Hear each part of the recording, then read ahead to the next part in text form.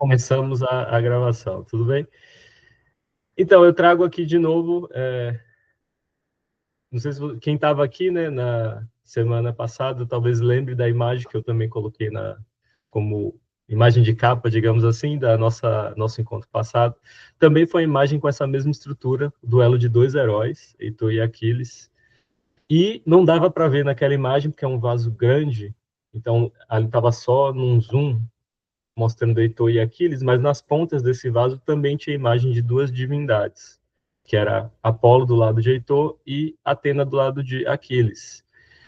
E aí eu trago hoje uma outra imagem semelhante, mas não mais com Heitor e Aquiles. Não dá para vocês verem aqui porque a imagem está de baixa qualidade e também porque eu botei essas listras aqui, esses efeitos. Então tá tapando os nomes. Aqui está o nome de Diomedes debaixo da listrazinha branca, tá? Aqui é Diomedes, a gente vai conversar sobre ele no encontro de hoje, porque ele vai ser um personagem muito importante nesses cantos que a gente vai ler. Aqui dá para ver um pouco melhor, mas está péssimo, né? A qualidade está ruim, mas é a Enéas, né? É Enéas aqui. Um outro herói importante que a gente vai não comentar tanto sobre ele hoje, mas ele vai ser importante mais adiante. E aqui é a deusa Afrodite. Aqui não dá para ler nada, né? Mas é Afrodite. E aqui é Atena. Então, Atena ajudando Diomedes, Afrodite ajudando Enéas. Essa estrutura de pintura ela mostra um elemento muito interessante, né, da mitologia, da Guerra de Troia em geral e da Ilíada, que são esses duelos em que heróis são auxiliados por divindades específicas, né? Então, um herói é auxiliado por uma divindade. Diomedes está sendo auxiliado por Atena, Afrodite está aqui ajudando Enéas. Eu botei essa imagem de capa porque é exatamente um grande duelo que a gente vai ver no canto 4, né? Ou no canto 5, perdão, que é o primeiro canto que a gente vai ler hoje. Então, o canto 5 é um canto muito interessante, ele é muito importante de maneira geral para a gente pensar a relação entre mortais e divindades. Se vocês leram e se lembram, vai ter uma série de eventos que são atípicos, pelo menos para a gente, né, que não está acostumado às vezes a ler textos da mitologia grega, né? Porque o Diomedes ele não vai só duelar contra Enéas, ele vai acabar enfrentando duas divindades e vencendo contra essas duas divindades, que a gente parece que é uma coisa muito absurda, e a gente vai comentar sobre isso hoje. Mas antes de entrar no canto 5 especificamente e falar de Diomedes um pouco, né, que é um herói novo, ele já tinha aparecido na Ilíada, mas eu não tinha falado com vocês sobre ele. A gente vai falar um pouquinho sobre a história dele em geral, na tradição mítica e tal. Antes de entrar nisso, eu queria trazer uma espécie de uma introdução, falando um pouco da, digamos assim, da cenografia da Guerra de Troia, né, da planície troiana. Esses são apontamentos que eu tirei de um livro da Jane Strauss Clay, tá? É um livro chamado Homer's Trojan Theater, né? O Teatro Troiano de Homero, em que ela defende que a descrição homérica do campo de batalha ela é homogênea, quer dizer, ela não é caótica ou desorganizada, mas ela tem certos elementos que permitem a gente a construir um mapa, né, da planície troiana, da cidade de Troia, do acampamento grego, enfim, que é um ponto de vista controverso. Acho que ainda hoje ainda tem quem defenda que a hipótese dela é exagerada, mas no período, né, na época da publicação do livro dela, ela elenca, inclusive, uma série de pessoas, né, de críticos que têm aquela visão mais tradicional de Homero, de que a descrição do campo de batalha, a descrição da guerra em Homero, é basicamente caótica, desorganizada, não tem uma organização visual muito grande, né? Porque não é como se isso não fosse relevante, porque o que importa é a intensidade da emoção, né? A maneira como aquilo está apresentado oralmente não necessariamente vai criar uma imagem coesa na nossa cabeça, na nossa imaginação. E ela defende o contrário. Então, eu trago 3 imagens dela aqui para ajudar a organizar, mais ou menos para vocês terem uma ideia, né, como introdução, de como é que funciona a batalha homérica, ou como é que funciona o campo de batalha, mais do que a batalha em si. Então, vocês podem ver aqui, né, esse círculozinho aqui é Troia, tá tudo em inglês, mas se vocês tiverem qualquer dúvida é só falar, né? Troia tem vários portões, então ela divide aqui os diferentes portões da cidade de Troia, tá? Dentro de Troia, você tem alguns pontos importantes e específicos, como o Templo de Atena, que a gente vai ver na aula de hoje, no canto 6 ali vai aparecer. O palácio, né, a casa de Heitor e Pares, etc. Aqui você tem as montanhas, o Ida, né, o Monte Ida, que fica atrás de Troia. Então, a gente está vendo o campo de batalha do ponto de vista do Ida. Esse ponto de vista é importante porque Zeus, eventualmente, vai para o Ida e vai observar a guerra desse ponto de vista. A gente vai ver isso mais adiante em outra aula. E aí, na frente de Troia, ó, nesse formato aqui semicircular, você tem um acampamento grego. O acampamento grego é organizado dessa forma, assim, num semicírculo, diante de Troia. E o que vai acontecer nessa aula de hoje, no final do canto 7, é que os gregos vão construir uma muralha. A gente vai discutir isso daqui a pouco. O que vai acontecer é uma inversão, né? É como se os gregos construíssem sua própria cidade diante da cidade de Troia. Então, aqui você tem um acampamento grego, você tem esse buraco que eles fazem, né, diante da muralha que eles constroem de madeira e tal. E aí você tem os acampamentos, as tendas dos gregos e os barcos. Aqui ficaria o mar, né? E você teria todos os barcos dos gregos atracados aqui. Tudo bem? Aqui é uma visão um pouco mais abstrata da planície troiana e da região ao redor dela, né? Você tem o Ida, aqui você tem as ilhas, tá vendo aqui? Lesbos, Samotrácia, Imbros, Tenedo, são as ilhas ao redor né, do mar Egeu, que ficam próximas de Troia, mas não tão próximas assim, né? Isso aqui é mais abstração. E aí, na imagem seguinte, ela já constrói uma imagem menos abstrata e mais concreta, né? Para vocês verem exatamente como ficaria esse plano visual, né? Essa cenografia da Guerra de Troia, a gente pode dizer assim. E agora, do ponto de vista dos gregos. Então, agora olhando para Troia, né? Começando aqui embaixo do campo grego, a gente sabe, porque isso é dito explicitamente na Ilíada algumas vezes, que você tem, de um lado, na esquerda, a tenda de Ajax, outro herói importante que a gente vai comentar hoje, que a gente não falou ainda direito, mas eu vou comentar mais sobre ele. Eu acho a história de Ajax muito interessante, tanto na Ilíada quanto na mitologia em geral. A gente fala o nome dele Ajax ou Ajax, né? Enfim, vários nomes dos heróis gregos podem ter várias grafias e várias pronúncias também. Eu costumo falar Ajax, eu acho, não sei. Agora fiquei na dúvida de como é que eu falo. Olha. Acho que eu falo Ajax, na verdade. Ele fica aqui na esquerda, o acampamento dele fica na esquerda. O de Aquiles fica na extrema direita, né? Aqui do lado direito do acampamento. E o de Odisseu fica no meio. Isso é mencionado várias vezes na Ilíada.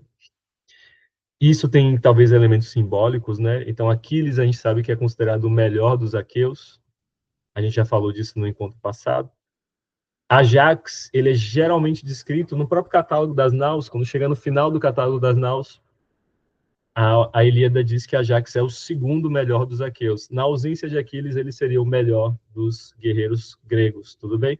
Então, você colocar os dois melhores nas pontas, talvez seja uma estratégia de proteção, né? De proteção do acampamento. E Odisseu, vocês já conhecem também, né? A gente comentou um pouquinho sobre ele no encontro passado, vai falar mais no próximo encontro.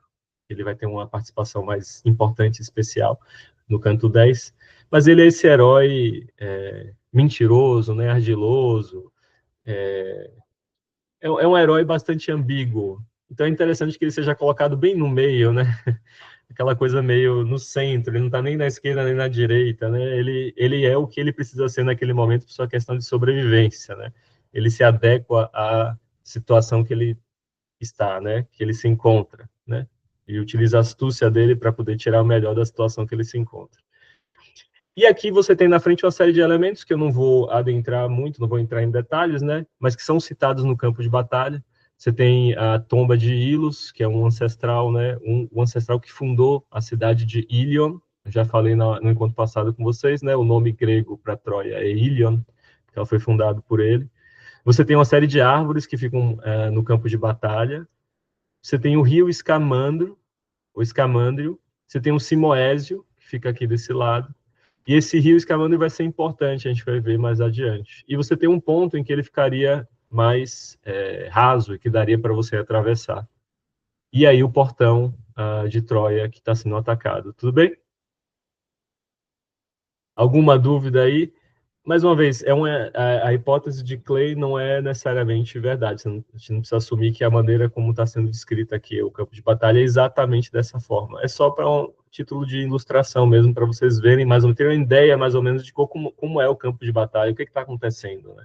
Os gregos saem dos acampamentos de perto da praia, do mar, vão até essa região aqui no centro, né, do campo de batalha, e aí eles encontram os troianos que saem da cidade e vão enfrentar próximos da cidade de Troia. Alguma dúvida? E por último,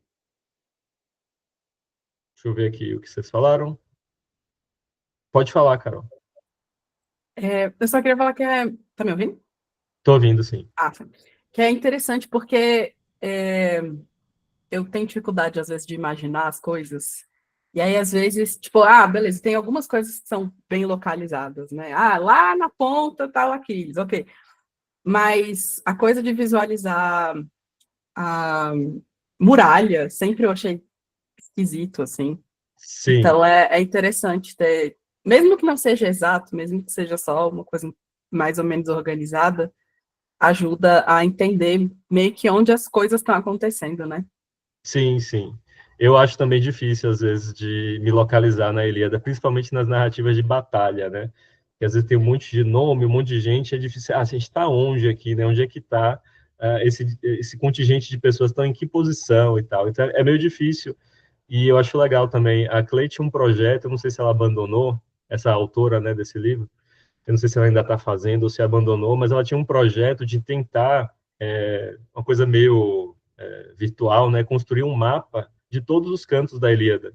E aí, assim, botar, no verso tal do canto 3 eles estão aqui nessa posição do mapa. Aí, nesse verso, eles vão para cá. Ela tinha alguns exemplos, inclusive, na internet, de alguns cantos, mas eu nunca mais vi nenhum avanço nisso, né? Não chegou a contemplar a Ilíada toda. Mas seria uma maneira também de ajudar a gente a visualizar o que está acontecendo, porque é difícil às vezes mesmo. E essa coisa da muralha eu acho muito interessante, porque às vezes parece que a muralha é gigante, né? E é muito alta, é difícil de superar. Às vezes parece que num pulo um herói consegue superar uma muralha, né? É uma coisa que também tem um elemento dramático, assim. Né? Talvez não seja tão consistente, né? Quanto a gente imaginaria. Mas é difícil de visualizar o campo de batalha. Eu vou falar um pouco para vocês só sobre a batalha em si. Não vou, obviamente, me alongar demais, mas não vai ser nesse encontro. Eu vou falar num encontro em que tem um canto com mais batalhas mesmo, né? O mais bélico, provavelmente o canto 13, 14, 15, por aí. Tudo bem? E esses elementos aqui da imagem passada, Carol, eles também ajudam a gente a visualizar, né? Então, esse oak tree aqui, eu esqueci a tradução de oak, né? Alguém lembra? Carvalho. Isso, carvalho. Então, essa é o carvalho. Quando eles estão falando do carvalho na Ilíada, geralmente o exército está bem próximo do portão. Então, é um momento de mais tensão, digamos assim, porque o exército grego está se aproximando da cidade. Quando eles falam do figo, né, na árvore de figo, aí já está um pouco mais distante. Quando fala da tomba, do Ilus, também já está um pouco mais distante. Então, esses marcadores espaciais ajudam a entender também o quão tensa está a situação na batalha. E quando os troianos conseguem ultrapassar o escamandro e chegar aqui embaixo, aí a situação já está crítica para os gregos, né? Então você tem um cabo de guerra que vai acontecendo na Ilíada, que fica alternando o tempo todo, né? Os gregos conseguem subir até o Carvalho lá em cima, depois eles voltam, depois eles conseguem subir de novo. Você tem uma alternância muito grande desse cabo de guerra, mas esses elementos é que vão dizendo para a gente, eles vão indicando, né? Quem é que está ganhando, quem que tá mais perto de ganhar, quem está mais perto de perder. Tudo bem?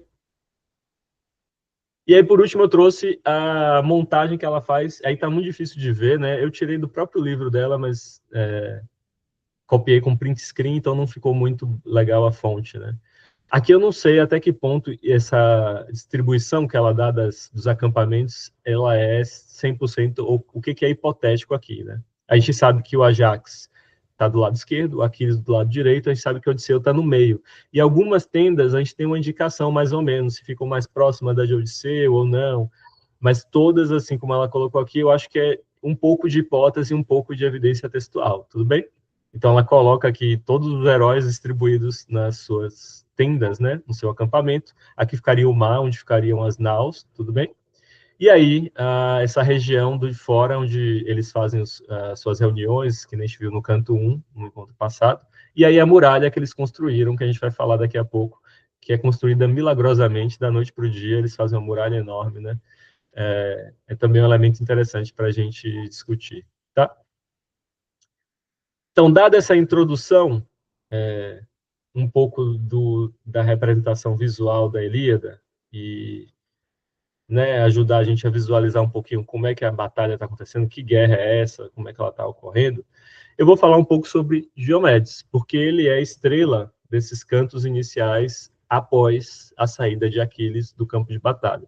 De certa forma, Diomedes ele vai servir como uma espécie de Aquiles substituto, né? Ele substitui o que seria Aquiles, a importância bélica de Aquiles para a guerra. Então, lembrando, né, fazer um resuminho aí, para quem não lembra dos cantos do encontro anterior, do primeiro ao quarto canto.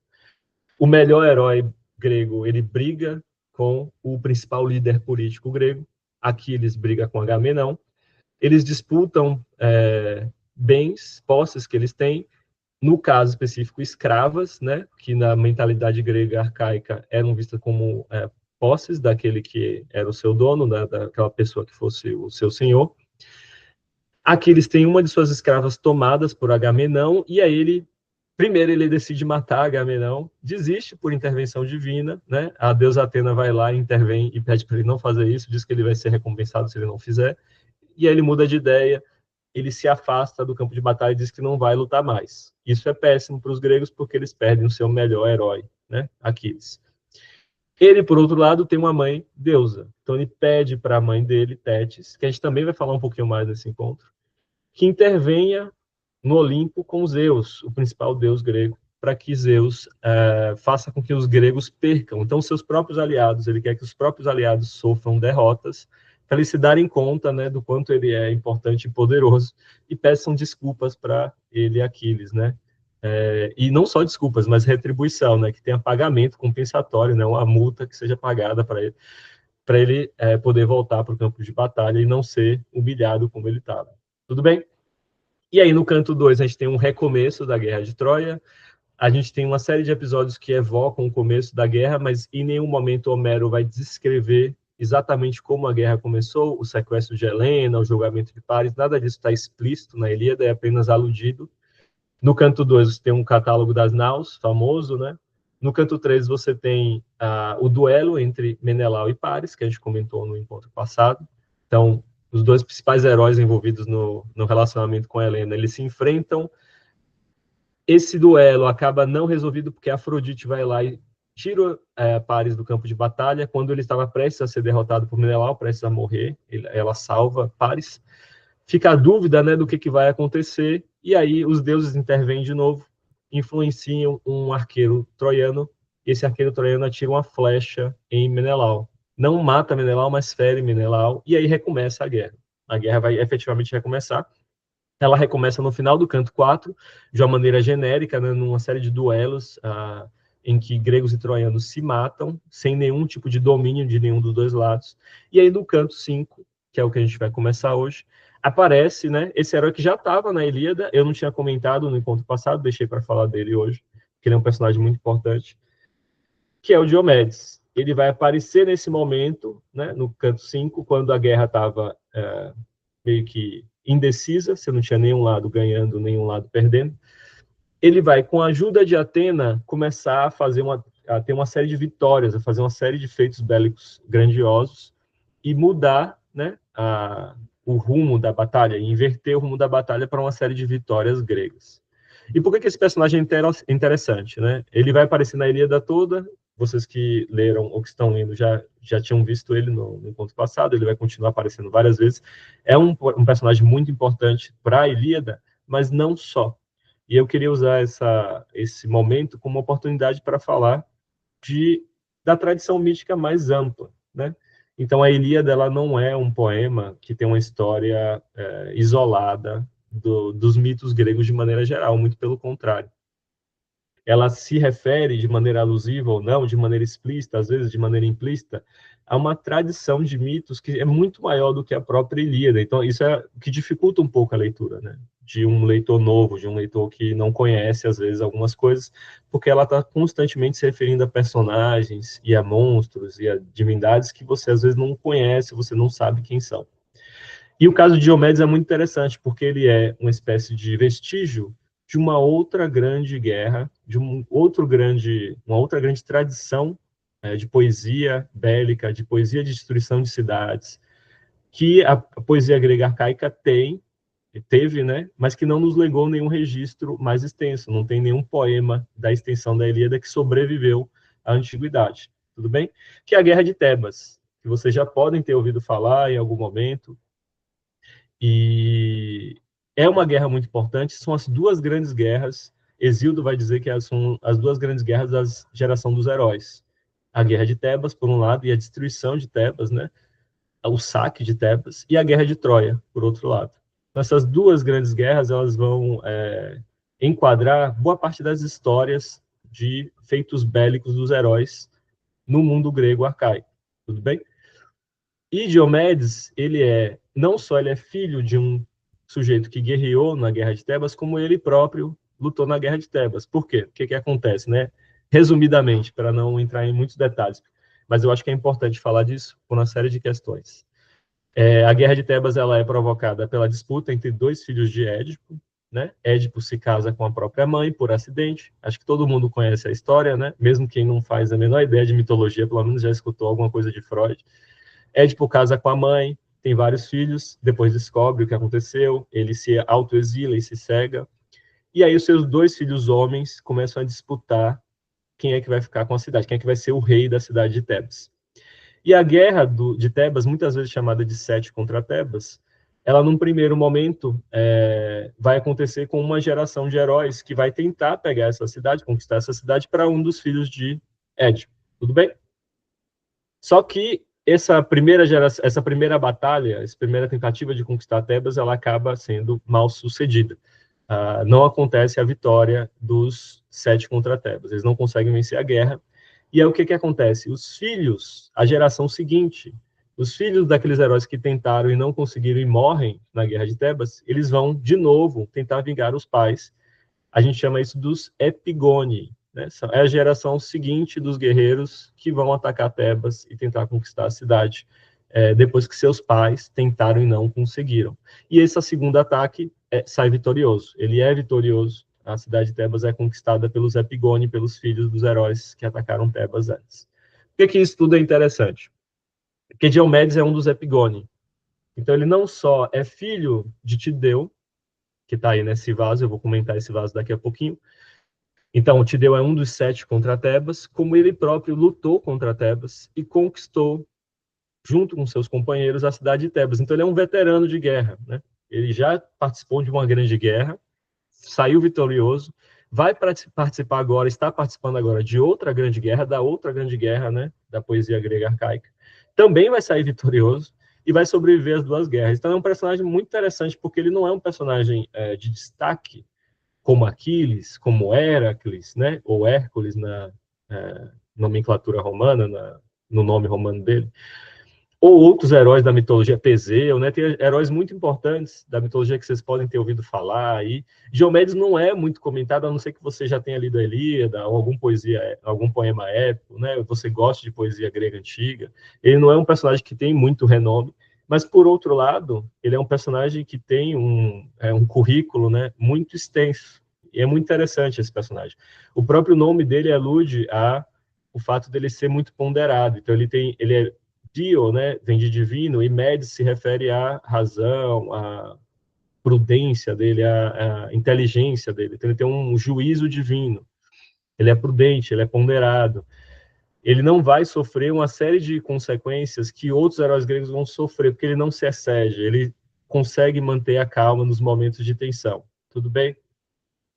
E por que isso é interessante? Diomedes vai ser comparado várias vezes no canto 5 ao pai dele, Tideu. Se vocês leram o canto, vocês perceberam, né?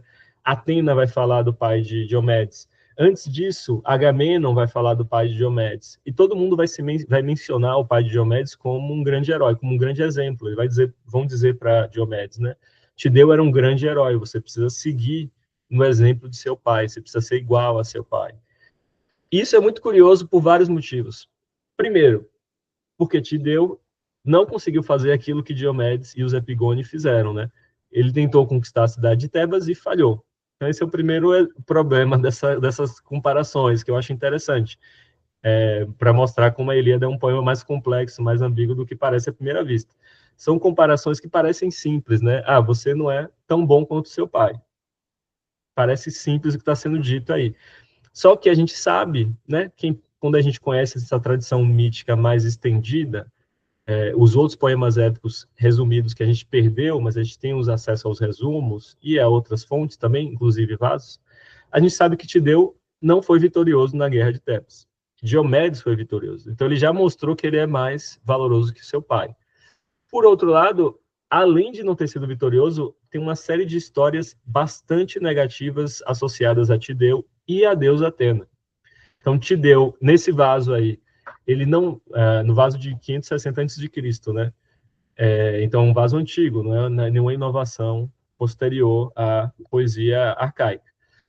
Esse vaso mostra Tideu matando Ismene, que é a irmã de Antígona, duas filhas de Édipo. Tudo bem? Então, isso aqui não é algo muito comum. Essa história de que Tideu mata Ismene não é muito recorrente, né? Os mitos têm várias versões diferentes e tal. Mas isso mostra que Tideu já era associado com certas histórias negativas, né? Por que ele matou Ismene? O que Ismene fez? Ismene não é culpada de nada, ela é filha de Édipo, que está lá morando na cidade. Mas a história que eu acho que é mais significativa para mostrar algo negativo associado com Tideu é a da divinização que iria acontecer do Tideu. Então, a história, como está contada, se não me engano, em Apolodoro, diz o seguinte, né? No final da Guerra de Tebas, Atena, que é uma protetora de Tideu, assim como ela é de Diomedes, ela resolve divinizar o pai de Diomedes, resolve divinizar Tideu, e vai lá até Tideu para divinizar esse herói.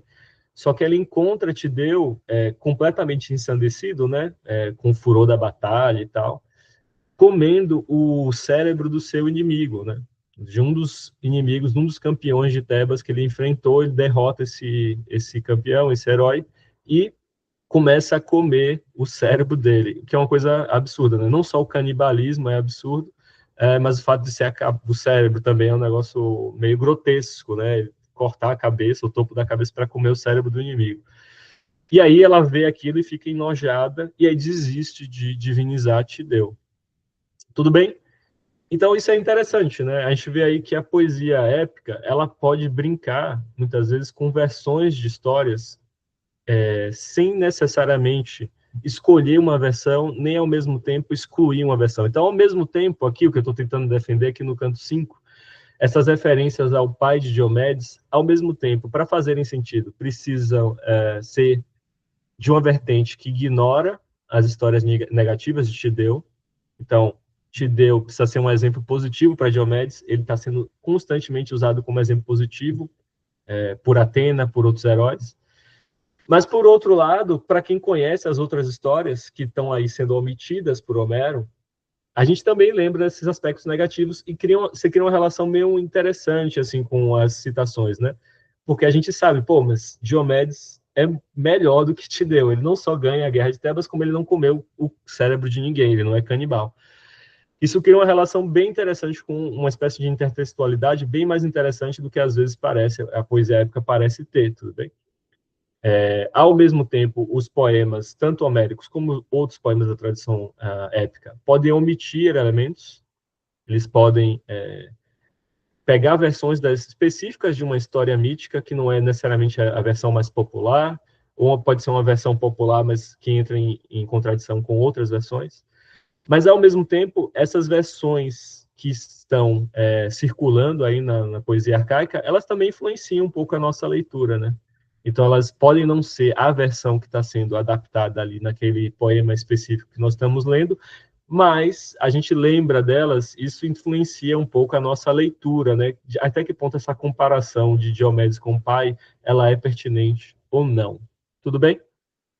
Então, eu quis trazer aí essa discussão do ciclo épico. A gente chama de ciclo épico todas as histórias mitológicas que compõem o passado mítico grego, a gente chama de ciclo épico. Você tem vários poemas desse ciclo épico, dentre eles a Ilíada e a Odisseia, mas vários que se perderam, infelizmente. Tá bom? E alguns dos que se perderam são poemas que se referem à Guerra de Tebas, a Tebaida e os Epigoni, né, que são os poemas, primeiro, da Primeira Guerra de Tebas, que acontece e acaba mal sucedida pelos atacantes, e a segunda, em que Diomedes toma parte e é vitorioso. E aí esse herói Diomedes, que tem toda essa tradição mítica complexa, vai no canto 5 adotar uma postura de protagonista. Atena vai resolver não só dar a ele um protagonismo muito grande no campo de batalha, mas até poderes que um herói geralmente não tem. Esses poderes estão associados à sua capacidade de ver os deuses e de enfrentar os deuses. Então, geralmente, um mortal não consegue ver um deus. Um deus, ele é invisível, a não ser que ele queira ser visto. Só que a Atena vai lá e tira uma espécie de pozinho, uma neblina que fica no olho de Diomedes para ele ser capaz de ver divindades. E diz para Diomedes que caso ele encontrasse a Cípria, né, que é Afrodite, a deusa do amor, que a gente já viu no encontro passado, que ele poderia atacar Afrodite. Então ela dá permissão para Diomedes de atacar um deus, que é algo interessante, porque é algo que não é muito comum na mitologia. Na verdade, é muito comum na mitologia grega, mas é sempre muito dramático, né? Porque o mortal ele está num plano muito inferior dos deuses. Então, ele atacar um deus é algo sempre que pode gerar consequências negativas para ele, né? E o que acontece? Diomedes começa a vencer várias batalhas no canto 5, derrota vários inimigos, eventualmente ele encontra Enéas. Enéas é filho de Afrodite. Então, a deusa não quer que Enéas morra. A gente vai falar mais de Enéas em outra aula, mas ele é um personagem mitológico importante também. Ele vai estar lá na Eneida, né, no poema de Virgílio, um poema romano, mas ele é importante também na tradição grega. Ele é um herói do lado, ele está lutando do lado de Troia, tudo bem? Eles se encontram, eles duelam, Diomedes vai vencer o duelo de novo, né? Você tem um duelo em que um grego quase vence, e aí Afrodite intervém. Ela vai lá e tenta resgatar o filho dela, da mesma forma que ela fez no canto 3 com Paris, né? Vocês lembram? Ela salva Paris do campo de batalha quando Menelau estava prestes a matar o seu inimigo. E aí Diomedes lembra do que Atena disse, né? Ela falou, se você encontrar Afrodite no campo de batalha, você pode ir lá e atacar essa deusa, eu te dou permissão para isso. E aí acontece esse trechinho aqui que eu coloquei exatamente para se discutir essa relação entre deuses imortais na Ilíada. Essa relação meio tensa, né, que nunca fica muito claro a divisão, essa separação. Então, esse, né, que é Diomedes, ele é citado em verso anterior, perseguia Cipris. Cipris é um dos epítetos de Afrodite, tudo bem? Se refere a uma cidade, uma ilha que tinha um templo de Afrodite e que, em algumas tradições, era a origem dela, né? O nascimento dela teria acontecido ou próxima ou na ilha de Chipre. Então, ela é chamada de Cipris, né? A Afrodite desse lugar, dessa ilha. Então, esse Diomedes perseguia Cipris com bronze impiedoso, reconhecendo que era uma deusa imbele, uma deusa não bélica, né? Que não combate, que não luta na guerra. Diferente, né? Então, não uma das deusas que dominam a guerra entre os varões. Quem são essas deusas? Aí o poeta cita duas, nem Atena, nem Enió, a rasa urbe. Enió é uma deusa menos conhecida, geralmente associada a Ares, né? Uma deusa menor. Atena vocês já conhecem, ela mesma que deu a permissão de Diomedes para atacar Afrodite. Tudo bem? Enió às vezes tem filhos com Ares. Ares às vezes é chamado de Euniálio. Às vezes Euniálio é uma outra divindade que é separada de Ares. Mas ela é uma deusa bélica, basicamente. É só isso que a gente precisa saber aqui nesse contexto.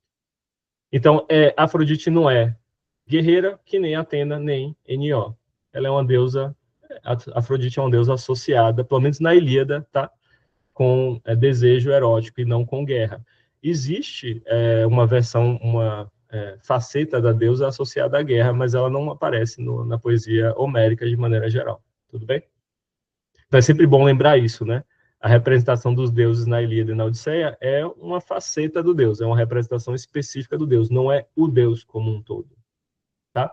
Os deuses, eles têm várias representações míticas diferentes e tradições de culto diferentes. Em regiões diferentes, eles vão ter aspectos diferentes. Tudo bem? Aqui, a Afrodite é sempre representada, em Homero, a Afrodite é sempre representada como uma deusa do desejo e nunca como uma deusa da guerra. E aí, continuando, né? Diomedes está caçando a Afrodite, que está tentando salvar Enéas. Então, ao alcançá-la, acossando-a na imensa multidão, o filho do animoso Tideu, então, constantemente, essas referências a Tideu, né? E a relação, né, de paternidade dele com Diomedes.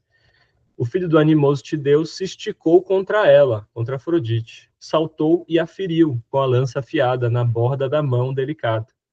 De imediato, a lança furou sua pele. Então, ele consegue cortar a pele de Afrodite, né? É uma coisa bastante dramática, né? Um mortal ferindo uma divindade. Então, ele fere a pele dela através do peplo, da roupa de Afrodite, do peplo imortal que as graças lhe fizeram, na palma, junto ao pulso. Corria sangue imortal da deusa, e eu gosto desse detalhe aqui, porque vai mostrar como os deuses são fisiologicamente diferentes dos mortais, né? Então, o sangue deles não é o sangue normal dos mortais, é esse ícor, né? Corria sangue imortal da deusa, ícor, o tipo que flui dos deuses ditosos. Porque, né, os deuses não comem pão, nem bebem vinho fulgente. Por isso não têm sangue e são chamados imortais. Então, a gente já tinha falado no encontro passado, deuses não morrem, de maneira geral, como regra geral, deuses não morrem na mitologia grega.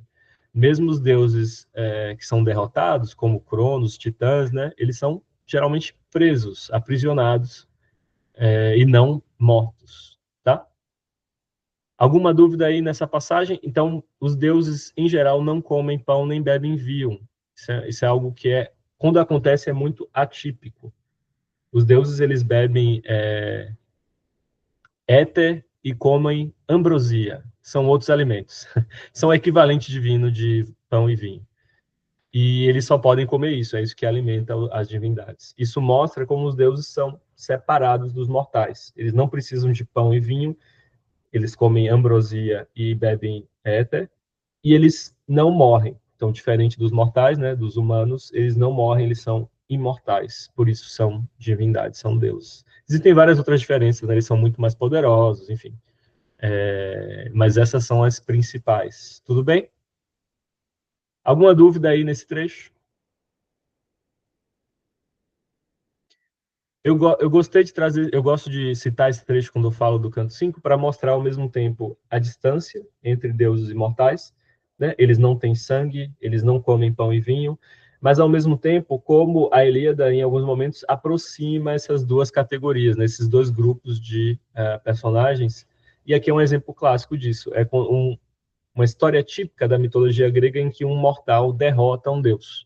Isso acontece algumas vezes, Diomedes está conseguindo fazer isso agora e vai fazer de novo. Então, o que acontece, né? Ele derrota Afrodite, né? Ele machuca Afrodite. Ela fica irritada, né? Ela pede a Apolo, a carruagem de Apolo para ela voltar para o Olimpo. Ela volta para o Olimpo machucada e começa a se lamentar com a mãe dela. Então, em Homero, Afrodite é filha de Zeus e Dione. Ela não nasce da espuma, né? Não sei se vocês conhecem a história tradicional de nascimento de Afrodite, né, que o falo do céu de Uranus é cortado por uma foice. Crono, né, o titã, corta o falo do céu, o falo cai no mar junto com esperma e sangue, e aí da espuma nasce Afrodite. Aquela pintura famosa, o Nascimento da Vênus, do Botticelli, né, representa esse momento do nascimento dela. Ela nasceria dessa espuma, então não teria pai nem mãe, né, ela nasceria espontaneamente. E em Homero, não, essa versão não é a versão da narrativa. A narrativa apresenta ela como filha de Dione e de Zeus. Então ela vai lá, se lamenta com a mãe, e aí Atena e Hera ficam fazendo pouco caso dela, ficam rindo da cara de Afrodite. E aí Zeus vai intervir na situação e ele fala: minha filha, não entre na guerra, você não foi feita para isso. Deixa Atena, deixa Ares, né? Deixa outros deuses fazerem isso, de se envolver com a guerra. Você é uma deusa de ficar em casa e não ficar lutando na guerra. Então, ele faz pouco caso do sofrimento da filha e nem liga, né, pro que poderia ser, né, hipoteticamente, um ato de impiedade de Diomedes. Ele não liga porque é Atena que deu permissão para Diomedes fazer isso. Tudo bem? Mais adiante, não só Diomedes vai enfrentar e machucar Afrodite, como ele vai enfrentar Ares, o deus da guerra. Então, no final do canto, Atena vai junto com Diomedes enfrentar o seu irmão. Ares também é filho de Zeus, irmão de Atena. É um deus da guerra também, que nem Atena. E Diomedes vence, né? Com a intervenção da deusa, Diomedes vai lá e consegue machucar Ares também. E aí você tem uma outra cena que eu acho maravilhosa da Ilíada, quando Ares volta pro Olimpo, também revoltado, que nem Afrodite, e vai reclamar com Zeus por causa do que aconteceu, porque Diomedes machucou ele, né? E aí, quando ele reclama com Zeus, Zeus basicamente diz para Ares que Ares é o pior filho dele, que ele odeia Ares, né? Isso é Zeus falando. Diz que Ares sempre quer ficar brigando e guerreando, que ele não suporta o filho enfim, ignora as reclamações de Ares e não, de novo, não se preocupa, né, com nenhum ato de impiedade de Diomedes. Então, Diomedes ele machuca dois deuses, vence um duelo contra um deus da guerra e machuca a deusa do amor, do desejo. E não só não é punido, como continua, né, lutando na guerra e vai sobreviver à guerra de Troia e vai voltar para casa. Ele não é um dos heróis gregos que vão morrer no retorno à casa. Tudo bem? Então ele é um herói bastante interessante da mitologia, tem um currículo bastante extenso e aí nesse canto ele realiza um feito bastante grandioso quando a gente para pensar, né, nessa distância entre deuses e mortais, que nesse canto está sendo diminuída, né, por intervenção de Atena, mas esses deuses imortais estão sendo aproximados. Mas é importante a gente pensar também que Diomedes é muito prudente. Então, eu trouxe um outro trechinho aqui do canto 5, que é quando Diomedes ele vai tentar atacar Enéas quando Afrodite se afasta do campo de batalha. Enéas está lá, né, machucado. Apolo vai lá e protege Enéas, né, porque Apolo é um deus que luta ao lado dos troianos. E aí Diomedes avança contra Apolo. E aí acontece essa seguinte cena, né, nesse trecho que está aí na apresentação para vocês. 3 vezes investiu com gana de matá-lo.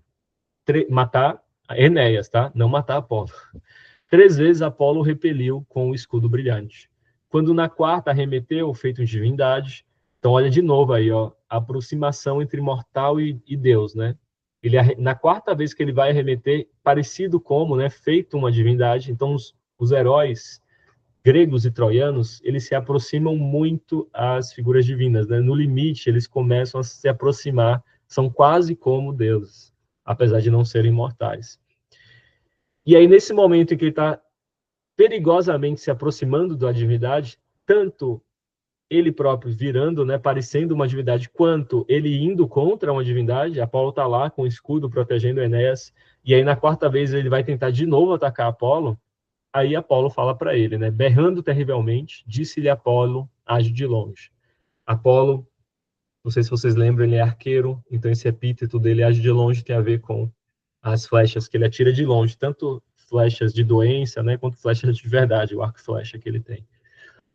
Então, disse-lhe Apolo, age de longe. Ele vai lá e critica Diomedes, ele dá uma lição de moral para Diomedes. Então, atenção, Tidida, filho de Tideu, né?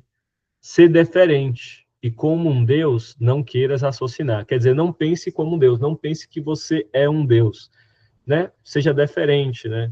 Se comporte diante de um deus da maneira correta. Você não é um, então se proste diante de um deus. Pois não são da mesma raça os deuses imortais e os homens que andam no chão. Então, Apolo está dizendo aqui que deuses imortais são diferentes. Você não pode imaginar que você vai competir com um deus de igual. Então, ele está lembrando a Diomedes, por mais que o canto crie essa brincadeira de aproximar Diomedes de uma divindade, de fazer ele vencer as divindades, né, Afrodite e Ares, ainda assim em determinado momento, Apolo lembra Diomedes que ele não é efetivamente uma divindade, que ele não pode pensar assim, né? Ele não pode se exceder achando que ele é igual a um deus. E aí, Diomedes mostra o porquê que ele tem esse nome, né? Porque que ele é, de fato, muito prudente, porque ele recua. Ele recua, ele é deferente, né? Então, falou, nesse verso aqui, falou, e o Tidida foi deferente e recuou um pouco, evitando a cólera de Apolo ao veja de longe. Tudo bem? Por que é interessante essa cena? Porque a gente vai ver que Patroclo vai morrer na Ilíada. A gente vai ver quem é Patroclo depois, a gente nem comentou sobre ele, mas ele vai fazer a mesma coisa, ele vai ter um momento também que ele vai avançar contra Apolo sucessivas vezes, e ele não vai ser deferente, ele vai se deixar levar, ele vai deixar o seu furor do campo de batalha tomar conta, e ele vai acabar perdendo o controle, tá bom? E isso vai levar à morte dele. Diomedes, ao contrário, ele escuta o que o Deus está falando e se coloca no seu lugar. Ele não tenta disputar com Apolo nada. Ele só disputa com os deuses que Atena dá permissão para ele disputar. Tudo certo, gente? Alguma dúvida? Algum comentário?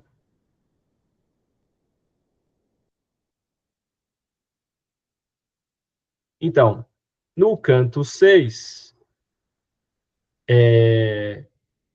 logo depois dessa série de vitórias, né, de Diomedes contra divindades e vitórias contra heróis, o canto 6 vai ser um canto bastante interessante, porque ele vai trazer uma temática de gênero. E eu trouxe aqui, antes de entrar nessa questão, né, eu trouxe uma das primeiras, as citações mais antigas de Homero, acho que é Artíloco que faz essa citação, então é o trecho mais antigo de Homero citado por um poeta, por um outro, né, não poeta, por alguma outra fonte, algum outro autor. E nesse trecho, né, o que acontece? Diomedes está vencendo tudo, está vencendo várias batalhas no canto 5, e aí no canto 6 ele encontra um outro herói menor chamado Glauco, e ele fica na dúvida se Glauco é um deus ou não. Né? Ele enfrentou tantos deuses no canto anterior, né? Ele enfrentou 3 deuses diferentes, que ele pede a Glauco que Glauco revele a sua genealogia, para ele saber se Glauco é mortal ou não.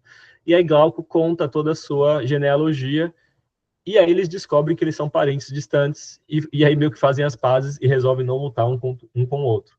Mas no começo da resposta de Glauco tem esse trechinho aqui, que é um trecho muito interessante, porque ele vai falar exatamente da relação dos mortais com a sua vida, né, com a sua mortalidade, dos homens com a sua mortalidade. Então é um trecho, é um dos mais antigos, se não for o mais antigo, de citação indireta que a gente tem da Ilíada, uma das primeiras citações à Ilíada que a gente tem da poesia homérica. Então a citação, né, da fala de Glauco começa aí nesse verso 146, como a geração das folhas é também a de varões. Folhas, a umas o vento joga no chão, a outros forma o bosque em flor. E vem a estação da primavera. Tal é a geração dos varões. Uma se forma, a outra fenece. Então, Glauco está dizendo que nós somos como as folhas de uma árvore, né? Muda a estação, as folhas morrem, caem no chão, mas depois, na primavera, nasce de novo as folhas e uma nova geração vem. Essa é a visão de imortalidade, né? Que está muito presente na Ilíada e Glauco traz na sua conversa com Diomedes. E aí meio que Diomedes acaba perdendo aquele domínio que ele teve no canto 5. É como se ele se afastasse do campo de batalha. Ele faz um certo acordo com o Glauco para eles não se enfrentarem, porque eles são parentes distantes. E eu trouxe também, como exemplo de histórias míticas do passado, né? A gente falou aqui, Glauco fala das gerações dos varões, né? Que são como as folhas que caem e fenecem. E eu trouxe uma história de uma geração anterior. Então, assim como Tideu é o pai de Diomedes de uma geração anterior e lutou na Guerra de Tebas, a gente também tem histórias troianas da geração anterior, a história de Heracles. Então, Heracles, que vocês conhecem pelo nome romano, latino, Hércules, ele luta contra a Troia também. A cidade de Troia não é saqueada só uma vez, tá? Ela é saqueada mais de uma vez. E esse é um vaso, uma representação de uma das histórias de Heracles, referentes a o seu ataque à Troia, né? O ataque acontece de maneira, primeiro, não é direto, ele não planeja guerrear Troia, não é algo que ele quer fazer, ele vai salvar uma princesa troiana, faz um acordo com o rei troiano que se ele salvasse essa princesa Hesione, né, ele ganharia os cavalos míticos de Troia, cavalos divinos, que foram presentes de Zeus. Vai lá, mata essa criatura que está aqui no canto direito, né, esse monstro estranhíssimo aqui no vaso, é muito curiosa essa representação aqui desse monstro. Ele mata essa criatura, salva a princesa, leva até Troia, só que aí o rei troiano não dá para Heracles os cavalos que eles tinham acordado. E aí Heracles vai lá, basicamente sozinho, aí depende da versão do mito, mas tem versões que ele vai sozinho e ele saqueia Troia em 10 dias ou em um dia. É um negócio muito rápido, né? Lembrando que os gregos aqui na Ilíada estão há 10 anos tentando saquear Troia e não conseguem, tá? Então, Heracles é uma espécie de grande exemplo do passado mítico da poesia bélica de maneira geral. O grande herói, né, o grande modelo de herói é Heracles, e aí nessa história isso mostra como ele é poderoso, né? Porque ele consegue destruir Troia em muito menos tempo que os gregos estão tentando fazer, né? Ele é muito mais forte que Aquiles ou que os outros heróis. Tudo bem? Então aqui eu trouxe uma miniatura do século XV, da mesma história. Eu gostei dessa miniatura porque é muito diferente, né? Heracles aqui vira basicamente um cavaleiro medieval, o castelo, a Troia vira um castelo medieval, né? E o monstro é um monstro representado de outra forma, né? Parece quase um demônio, assim, de uma pintura de igreja. Tudo bem? E por que que eu acho importante trazer, né, essas histórias tanto do Tideu quanto do Heracles? Porque a gente tem que imaginar que a Ilíada está sendo recebida por um público que tem acesso a todas essas histórias acontecendo ao mesmo tempo. Então, eles conhecem o passado mítico. Essas histórias estão influenciando o que eles estão vendo. Então, Glauco, quando ele dá aquela resposta a Diomedes, ele também cita a história de um outro herói chamado Belerofonte, também um outro herói do passado mítico importante, que vai ter o Pégaso, né? Ele vai domar o Pégaso, o cavalo alado, e vai matar a Quimera. Então, essas histórias estão todas circulando. E outra história importante, que aí ajuda a gente a entrar no tema do canto 6. Para mim, o canto 6 é um canto sobre gênero, né? Sobre gênero masculino e feminino, sobre as tensões de gênero no mundo arcaico grego. Uma outra história importante é do nascimento de Aquiles. Então, Aquiles é filho de uma deusa com um mortal, ele é filho de Peleu e Tétis, e o casamento entre Peleu e Tétis acontece de uma maneira meio difícil, né? Tétis não queria casar com um mortal, ela é forçada a casar com um mortal. Porque algum tipo de profecia, aí vai variar de versões e versões diferentes, mas alguma profecia dizia que o filho dessa deusa, Tétis, seria maior do que o seu pai. E as pessoas os deuses ficam com medo de que Zeus vai dormir com Tétis, e aí vai ter um deus maior que o pai, que vai derrotar o pai e assumir o poder do Olimpo. E aí forçam Tétis a se casar com Peleu, com um mortal, porque um mortal nunca vai ter um filho que vai ser maior que um deus. E aí, em alguns casos, esse forçar, né? Em algumas versões do mito, esse forçar é bem explícito, porque Tétis se transforma em animais diferentes e Peleu tem que domar Tétis, ele tem que conseguir capturar Tétis, transformado em diferentes animais, até que ela se entregue, né? Seja derrotada finalmente e se entregue a Peleu. E essa imagem, né, de Peleu caçando Tétis e capturando ela como se fossem animais diferentes, ela ecoa, né, uma série de questões com violência sexual, violência contra mulheres que estão presentes na Ilíada como um todo. Então, um exemplo que eu adoro dar nas aulas sobre a Ilíada é do verbo damasdo. O verbo damasdo, ele pode significar tanto matar um inimigo, quanto domar um animal, né? Se o animal está descontrolado, um cavalo que está fora de controle, você conseguir controlar ele, é esse mesmo verbo damasdo. Como pode significar também você se casar com a mulher, ou você dormir com a mulher, subjugar uma mulher, né? E aí você tem todo o repertório, né? Todo o pano de fundo aí de violência sexual, né? Do casamento, não só como uma forma de domar, né, a sexualidade feminina, de controlar a sexualidade feminina, mas também um ato de violência, né, de forçar a mulher a fazer alguma coisa, que na história de Tétis é muito explícito, é muito mais explícito do que em outros casamentos, né, mas estaria por trás de toda a mentalidade grega, né, todo o casamento grego em potencial passaria por isso, né, porque toda a mentalidade grega do período arcaico, e a gente sabe que isso vai durar por muito tempo na sociedade ocidental, veria a sexualidade, o sexo, né, e a imposição do homem sobre a mulher de uma forma violenta, né, um ato de violência que o homem pratica, que não é muito diferente do herói derrotando o inimigo. Seria o homem conquistando a mulher ou forçando a mulher a realizar, né, a dormir com ele. A gente já comentou no encontro passado que, às vezes, a representação do sequestro de Helena, ela acontece de uma maneira pacífica, né? Helena não é sequestrada, ela quer ir com Paris, ela quer fugir com Paris, ela se apaixona, sente desejo por Paris, etc. Mas em outras versões do mito, ela é efetivamente raptada. Então, ela é sequestrada violentamente, contra a sua vontade. Tudo bem? E esse é um tipo de história que é recorrente na mitologia grega. Não é só algo que está presente em Helena, mas está aqui na história do casamento de Tétis e Peleu, que vai dar origem a Aquiles. Tá? E vai estar presente também, outra história interessante, é a de Teseu com a própria Helena. Teseu é representado como alguém que captura mulheres, né? Esse vaso é muito interessante porque você tem Teseu aqui no meio, indo atrás de uma mulher que está tentando fugir dele. Isso aqui era uma representação bastante erótica para a poesia grega, tá?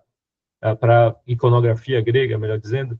Então, esse é um vaso erótico, bastante erótico. Mas para a gente, né, ele evoca, ele faz referência a questões bastante problemáticas e violentas na relação entre homens e mulheres na poesia grega antiga. E eu acho interessante que Helena, aqui representada como uma mulher, mas nas histórias que eu conheço, ela ainda é criança, bem jovem, ela é sequestrada por Teseu, porque ele quer ver essa mulher que seria a mulher mais bonita do mundo, antes mesmo dela se casar. Então, a Helena, ela não é sequestrada uma vez, né? No ciclo épico, na mitologia estendida, fora da Ilíada, apesar dessa história não ser mencionada na Ilíada, mas nas histórias mais amplas, né, da poesia épica, ela é também sequestrada por Teseu. Então, o sequestro da Guerra de Troia seria o segundo sequestro de Helena, né? Coitada, ela sofre duas vezes, pelo menos, por causa da beleza dela, né? Tudo bem? E eu trago essas duas imagens, a imagem de Peleu conquistando, domando Tétis, quase literalmente, porque ela se transforma em animal, né? Então ele tem uma questão aí de domar um animal misturado com relação sexual, enfim, essa ambiguidade aí, violência colocada no meio. Mas aí você tem essa imagem de Teseu também perseguindo uma mulher, provavelmente Helena, para a gente discutir as questões de gênero da Ilíada que aparecem no canto 6. Então, o canto 6 é um canto... Por que eu acho um canto que fala de questões de gênero de maneira muito clara? O que acontece, né? Heitor, em determinado momento do canto 6, ele volta para Troia, a batalha está acontecendo lá na planície, ele, por orientação do seu irmão, que é profeta, né? Ele volta para Troia para pedir para as mulheres troianas rezarem no templo de Atena, para ver se isso ajuda os troianos a ganharem a guerra ou a melhorarem no campo de batalha. E nessa viagem que ele faz para Troia, ele encontra três mulheres, três personagens importantes da aristocracia troiana. A mãe dele, Écuba, Helena, né? Então, uma personagem importante também, esposa do seu irmão, né? Sua cunhada, e a própria esposa dele, Andrômaca. E as três mulheres vão tentar fazer com que Heitor fique em Troia, que ele não volte para o campo de batalha. E a gente encontra aí as tensões de gênero que estão sendo colocadas na Ilíada, né? Aquilo que o grupo, né, os homens, né, como um grupo coletivo, querem, está em direção antagonística, né? Está em direções opostas àquilo que as mulheres procuram, aquilo que elas querem. E eu acho que isso fica mais claro ainda no encontro entre Heitor e Andrômaca. Eu acho que é nesse encontro que isso fica mais explícito, porque não só fica claro que, em parte, a motivação de Heitor de ir para o campo de batalha é uma espécie de vergonha ou medo de ser visto como covarde. Então, a vergonha como um motivador heróico muito grande. Então, os heróis na Ilíada, eles não são só heróis nobres que estão ali lutando por glória, ou estão fazendo a coisa certa, ou coisa assim. Outros sentimentos que a gente atribuiria a polos mais negativos são muito importantes para o comportamento heróico na Ilíada. Então, Heitor, ele não está só motivado pela proteção da cidade, ele também está motivado pela vergonha, pelo medo de ser visto como covarde, pelo seu desejo, né, a gente diria hoje, de performar a masculinidade, se vocês quiserem ser anacrônicos, né? Então tem uma pressão ali dele estar na linha de frente, dele aparecer como um herói forte, dele lutar e ser visto como alguém poderoso. Se ele não fizer isso, ele vai sentir vergonha por ser apontado como alguém covarde. E essa motivação bélica, muitas vezes, ultrapassa ou faz com que ele ignore até mesmo o bem-estar da sua mulher e do seu filho. Em determinado momento na conversa entre Heitor e Andrômaca, é quase como se ele aceitasse mesmo, ele reconhecesse que ele vai morrer, que os troianos vão perder a guerra e que Andrômaca vai sofrer no futuro, ela vai virar escrava, né? Ela vai ser escravizada e vai trabalhar para alguém, para um grego. Só que Heitor parece, ele, obviamente, ele está triste falando disso, ele vê isso como algo negativo, não é o que ele quer, ele gostaria de vencer a guerra, efetivamente, mas no fim das contas, o que ele vai dizer é que ele próprio não vai sofrer tanto assim com essa guerra, ele vai morrer, então ele não vai precisar sofrer anos de escravidão, e o renome dele por não ser covarde, por lutar na linha de frente, por se colocar em posições de risco e enfrentar os seus inimigos, ele vai ter um renome, um prestígio, né? Vai ter uma glória que vai perdurar.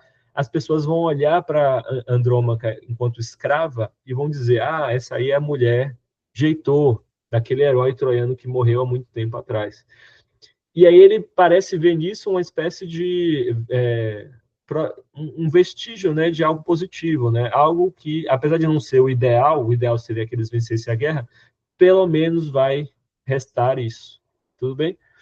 E por outro lado, Andrômaca, ela se coloca numa posição, ela tenta convencer Heitor a ser muito mais pragmático com relação à guerra.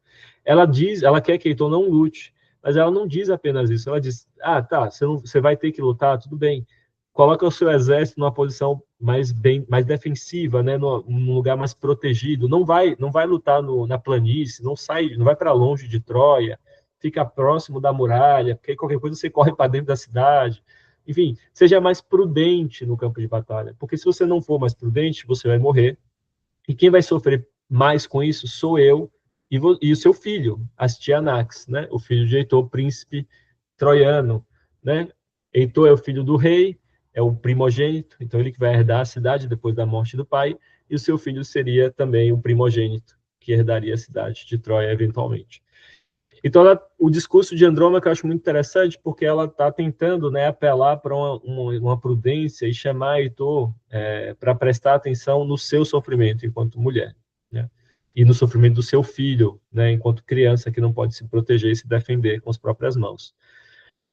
Só que, por outro lado, é como se Heitor não pudesse, né, dentro da lógica masculina, bélica, dentro do comportamento padrão homérico, ele não pudesse, né, fazer aquilo que Andrômaca pede dele, ele não pudesse agir de maneira mais prudente, ele não pudesse colocar o exército em posições defensivas, etc.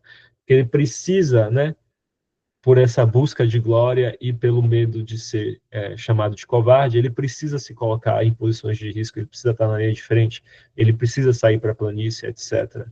E por aí vai. E isso, no fim das contas, não vai acarretar para ele grandes sofrimentos, porque ele vai só morrer. E depois que ele morrer, ele vai ser lembrado com glória, né?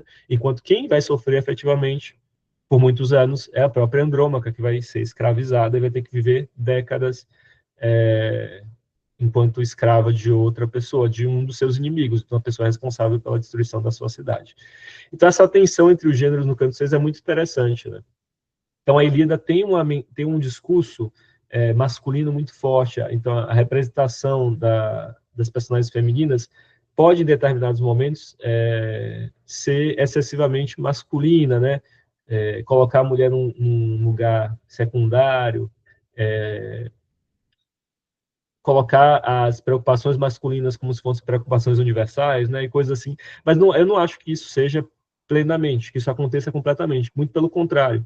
Eu acho que a poesia eliádica, ela também apresenta um contraponto na própria voz das personagens femininas. A maneira como elas vão criticar o comportamento dos personagens masculinos mostra que o discurso da glória, da luta na guerra, de conquistar a glória na guerra, ele é muito mais tenso, muito menos pacífico do que pode parecer à primeira vista. Tudo bem? E eu acho que esse encontro entre Heitor e Andrômaca mostra isso de uma maneira muito clara, né? É como se eles vivessem em universos paralelos. Ele precisa ir lá para frente para conquistar a sua glória, para não ser considerado covarde, e ela precisa de proteção, né? Ela precisa se proteger, ela precisa proteger o próprio filho, precisa que ele faça o contrário. E parece que não existe maneira de harmonizar a tensão entre esses dois desejos. É como se os dois gêneros estivessem eternamente em guerra, porque querem coisas radicalmente diferentes, tudo bem? E, de certa forma, o discurso feminino, ele acusa, né, ele revela uma dimensão muito egocêntrica na lógica masculina da guerra. E eu acho que a grande cena que representa isso é o momento, depois dessa conversa entre Heitor e Andrômaca, no canto 6, você tem um momento que eu acho muito bonito, assim, e trágico também, né? Muito bonito e triste, e um momento que é muito, visualmente, muito marcante, né? É algo que vai, quem lê a Ilíada pela primeira vez vai lembrar, que é quando o Heitor vai tentar pegar o filho, né? Ele conversa com Andrômaca, eles estão lá conversando, ele foi para Troia para convencer as mulheres troianas a rezarem no templo, tá? Ele está ali de passagem, ele tem que voltar para a guerra, era só algo que ele precisava fazer esporadicamente. Ele encontra essas três mulheres, as três tentam convencer ele a ficar em Troia, e ele ficou o tempo todo recusando isso, recusando esse pedido, né, das personagens femininas. Encontra a sua mulher, logo antes de voltar para a guerra, ela está com o filho dele, o filho dos dois. Eles têm essa conversa que eu acabei de falar, essa tensão, né, esse conflito de interesse que não se resolve. E aí, depois que ele fala, não tem jeito, eu tenho que voltar para a guerra, ele vai abraçar o filho. E aí, quando ele vai abraçar o filho, ele está com um elmo, né, de guerra, ele estava na guerra, né, então ele está com armadura, com elmo, com tudo. Ele vai abraçar o filho e o filho fica com medo do elmo. Ele olha para o elmo do pai, a crina de cavalo e tal, e se assusta, fica com medo. E aí ele dá, tanto Heitor quanto Andrômaca dão risada, e aí Heitor tira o elmo para poder abraçar o filho. E eu acho muito simbólico, eu acho muito bonita essa cena, né? Porque é como se ele não pode se aproximar do próprio filho enquanto Heitor, o guerreiro, né? O soldado que luta na linha de frente, que precisa conquistar a glória, que não pode ser visto como covarde, etc. É como se, quando ele está vestido com a armadura, ele não pudesse se aproximar do filho, ele não consegue nem se comunicar com a própria mulher num mesmo plano. Ele precisa tirar o elmo para que o filho não tenha medo, né? E aí, efetivamente, para que eles possam se abraçar e se despedir. Porque essa vai ser a última vez que Heitor vai encontrar tanto seu filho quanto a sua mulher. É o último encontro entre eles. Tudo bem? Então, essa cena eu acho muito bonita. Eu botei um trechinho dela para a gente ler. É triste mesmo. A gente acaba sentindo simpatia por Heitor, né? E pelos troianos de maneira geral. Exatamente por causa dessas cenas que os gregos não têm, né? Efetivamente, você não vê Aquiles com esposa ou com filho, nem nada do tipo. Então é difícil sentir tanta simpatia pelos gregos do que como a gente acaba sentindo pelos troianos. E eu vou ler essa cena para vocês que eu acho belíssima, e depois eu vou mostrar algumas representações dela, né, do canto 6. Então, Heitor termina de falar com Andrômaca, né? Falou um insigne Heitor e foi pegar o filho. A criança, porém, no colo da ama cinturada, então Andrômaca estava com a cerviçal, né, carregando a criança, retraiu-se, berrando, apavorada com a visão do caro pai, com medo do bronze e da crina de cavalo. Então ele tem medo do elmo do pai, da crina de cavalo e do bronze do elmo. Ao percebê-la, terrível, agitando-se na ponta do elmo. Então ele percebe a crina do cavalo se agitando na ponta do elmo. E aí, né, tanto esses momentos de leveza na Ilíada são muito bonitos, porque são raros, né? Porque de repente riem tanto Heitor quanto Andrômaca. Eles veem isso e dão risada, né? Caíram na risada o caro pai e a senhora mãe. De pronto, o insigne Heitor tirou o elmo da cabeça, colocou-o ultra cintilante sobre o solo e, após beijar o caro filho e embalá-lo com as mãos, fez uma prece a Zeus e aos outros deuses. E ele pede a Zeus e aos outros deuses que o filho seja tão poderoso, tão forte quanto o pai. Que a gente sabe que não vai acontecer. Uma outra história trágica que não está na Ilíada, mas faz parte da tradição épica estendida, né, dos mitos mais amplos da poesia, da mitologia grega em geral. Astyanax vai ser morto no saque de Troia. Odisseu, geralmente, é o responsável por atirar Astyanax, a criança Astyanax, das muralhas de Troia. Ele morre caindo das muralhas. E a Andrômaca vê tudo isso sem poder fazer nada, né? Então a gente sabe que isso não vai acontecer. Depois desse encontro, Andrômaca volta para casa e aí ela começa a lamentar Heitor como se ele já tivesse efetivamente morrido. Que eu acho que é outra cena muito bonita, eu não coloquei, mas vale a pena vocês lerem, né? Que ela lamenta uma pessoa que está viva, né? Uma situação muito interessante, porque ela já tem certeza de que Heitor vai morrer, não tem, para ela não resta esperança. Ela vai lá, fala com as suas criadas para que todo mundo comece a se lamentar, a chorar, como se Heitor tivesse morrido, que é o que vai acontecer, e ela não vai ver Heitor novamente depois dessa cena. Então, eu gosto do canto 6 porque ele é um canto que mostra essas tensões entre mundo bélico, mundo doméstico, mundo masculino e feminino, os desejos diferentes, um certo egocentrismo do desejo bélico masculino.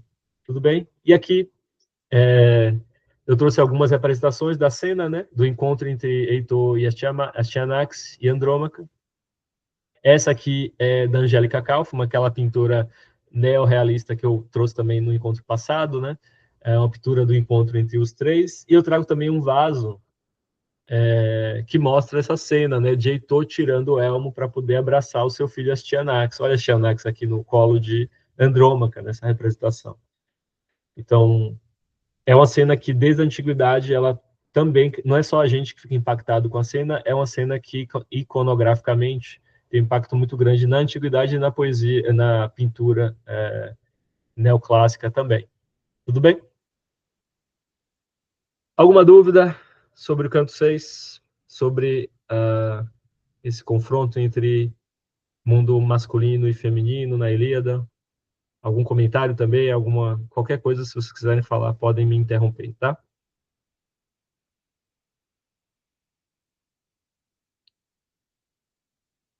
Então, avançando.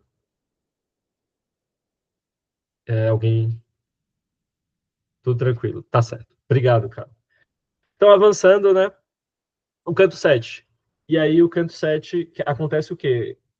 Heitor volta para a guerra, ele volta com Paris, ele encontra Paris enquanto ele está em Troia. Lembra que Paris tinha sido teletransportado por Afrodite, levado para o quarto dele, ele dorme com Helena no meio da guerra, né? A guerra está rolando, ele não está nem aí. E aí, quando Heitor volta para Troia, encontra Paris lá e fica extremamente revoltado. Eu gosto de quase todas as falas que Heitor xinga Paris, e eu gosto das reações de Paris, porque ele nunca reage negativamente, ele meio que aceita, assim, ele fala, não, você tem razão, Heitor, é verdade o que você está falando. Ele nunca briga com Heitor, sempre admite que Heitor tem razão, e aí fala, não, agora eu vou fazer o que você está me dizendo, agora eu vou mudar. Então, no canto 3 foi quando ele foge de Menelau, o Heitor reclama, ele fala, não, é verdade, Heitor, você tem razão, eu vou enfrentar Menelau num duelo. E agora, no final do canto 6 e agora no início do canto 7, é quando eles voltam para o campo de batalha. Heitor xinga Paris por ele não estar lutando, né, obviamente, por estar lá dormindo. E Paris diz, não, você tem razão, vamos lá voltar para a guerra. E eles voltam. E eles começam a vencer uma série de duelos, uma série de combates. Lembrando que o plano geral da Ilíada é que os gregos percam vários duelos. Até agora isso não aconteceu, muito pelo contrário, né? Porque Diomedes, com a ajuda de Atena, tem vencido vários combates, e você não tem essa vitória clara dos troianos que Aquiles pediu. Então, até o momento, a Ilíada está numa espécie de suspensão. Ainda não começou o plano de Zeus de fazer com que os gregos percam várias batalhas. Está acontecendo a guerra normalmente, como se Zeus não tivesse ainda criado interesse. É como se ele estivesse esperando a hora certa para intervir. E aí, no canto 7, o que vai acontecer é um episódio também muito interessante, em que, no meio da batalha, vai acontecer outro duelo ritual, que nem aconteceu no canto 3, entre Menelau e Paris. Heitor desafia o melhor grego, o melhor dos gregos, a lutar contra ele. Ele diz que vai derrotar esse cara, né? E aí fica todo mundo com medo. Ninguém se toma à frente, ninguém aceita o duelo de Heitor, o desafio de Heitor. E aí, Menelau, né, o ex-marido, ou atual marido, né, situação meio complexa, um dos maridos de Helena, ele resolve aceitar o desafio. E eu acho muito engraçada essa cena, eu acho hilária, porque ele aceita o desafio e imediatamente todo mundo fala para ele, não, Menelau, não, você não, você não tem condição de enfrentar Heitor. Você não é um dos melhores dos guerreiros gregos. Não faz isso, por favor, né? É tão óbvio que a diferença de forças entre Heitor e Menelau é muito grande que é quase vergonhoso que Menelau tenha sido o único a aceitar o desafio de Heitor, que outros heróis mais poderosos que ele não tenham sequer cogitado aceitar o desafio, sabe? É uma questão meio vergonhosa, assim, que um herói não muito bom tenha aceitado. E eu acho muito engraçado essa representação de Menelau, porque ele é marido de Helena, da mulher mais bonita do mundo, né? A causa da Guerra de Troia, mas ele nunca é representado como um herói, assim, no mesmo patamar dos outros grandes heróis que a gente vai ver na Ilíada, do Diomedes, do Aquiles, por aí vai. O que é curioso, eu acho. Eu acho muito curioso. Tem um livro só sobre Menelau, é um livro acadêmico, que eu gosto muito, cujo título é Não Exatamente o Melhor dos Aqueus, né? Not Quite the Best of Achaeans. Né? Ele não é exatamente o melhor dos Aqueus, muito pelo contrário, né? Então, essa seria a caracterização de Menelau na Ilíada. Um herói esforçado, digamos assim, mas que não está no mesmo patamar dos outros heróis. E aí, depois que todo mundo ficar com vergonha que esse herói tenha se disposto a enfrentar o melhor dos troianos, aí eles resolvem, né, os gregos resolvem fazer um sorteio. Falar assim, não dá para Menelau enfrentar Heitor, então vamos sortear quem é que vai enfrentar Heitor. Vamos pegar um elmo, colocar várias pecinhas de pedra com símbolos diferentes, lembrando que não tem escrita direito em Homero, a única referência escrita acontece no canto 5 e é muito breve, então isso não é exatamente o nome dos heróis que eles colocam algum símbolo qualquer numa pedrinha, colocam num elmo, chacoalha, e aí você puxa uma pedra e sai mostrando para os heróis para eles reconhecerem qual foi o símbolo. Foi eles que fizeram aquele símbolo. Tudo bem? E aí é sorteado Ajax para enfrentar Heitor. E eu queria falar de Ajax, que eu acho que é um herói muito interessante para a gente comentar um pouquinho nesse encontro de hoje. Eu gosto muito da representação de Ajax, em geral na mitologia, mas especificamente na Ilíada. Eu acho que é um herói muito interessante, Ajax. Mas antes disso, quando o Heitor está fazendo o desafio, ele faz um discurso bastante extenso, que ele vai falar do que vai acontecer. Ele faz um acordo, né? Ele diz, não, vamos fazer o seguinte, eu vou duelar com o melhor de vocês, se vocês me derrotarem, vocês devolvem meu corpo, e a gente faz um túmulo para mim, e aí você conquista, né, as armas e tal, mas se eu derrotar o herói de vocês, eu também vou devolver o corpo para ele ser enterrado. E aí esse túmulo que vai ser construído vai ser uma espécie de representação simbólica da minha vitória, né? As gerações futuras vão passar pelo túmulo, mais uma vez, né? Lembrando aí da cena do canto anterior, dele falando da própria Andrômaca, né? Como as pessoas vão ver Andrômaca e vão lembrar de Heitor, vão falar, essa é a mulher daquele herói, Heitor. Ele imagina que no futuro as pessoas vão passar por um túmulo de um herói que ele matou e vão lembrar, esse herói foi morto por Heitor.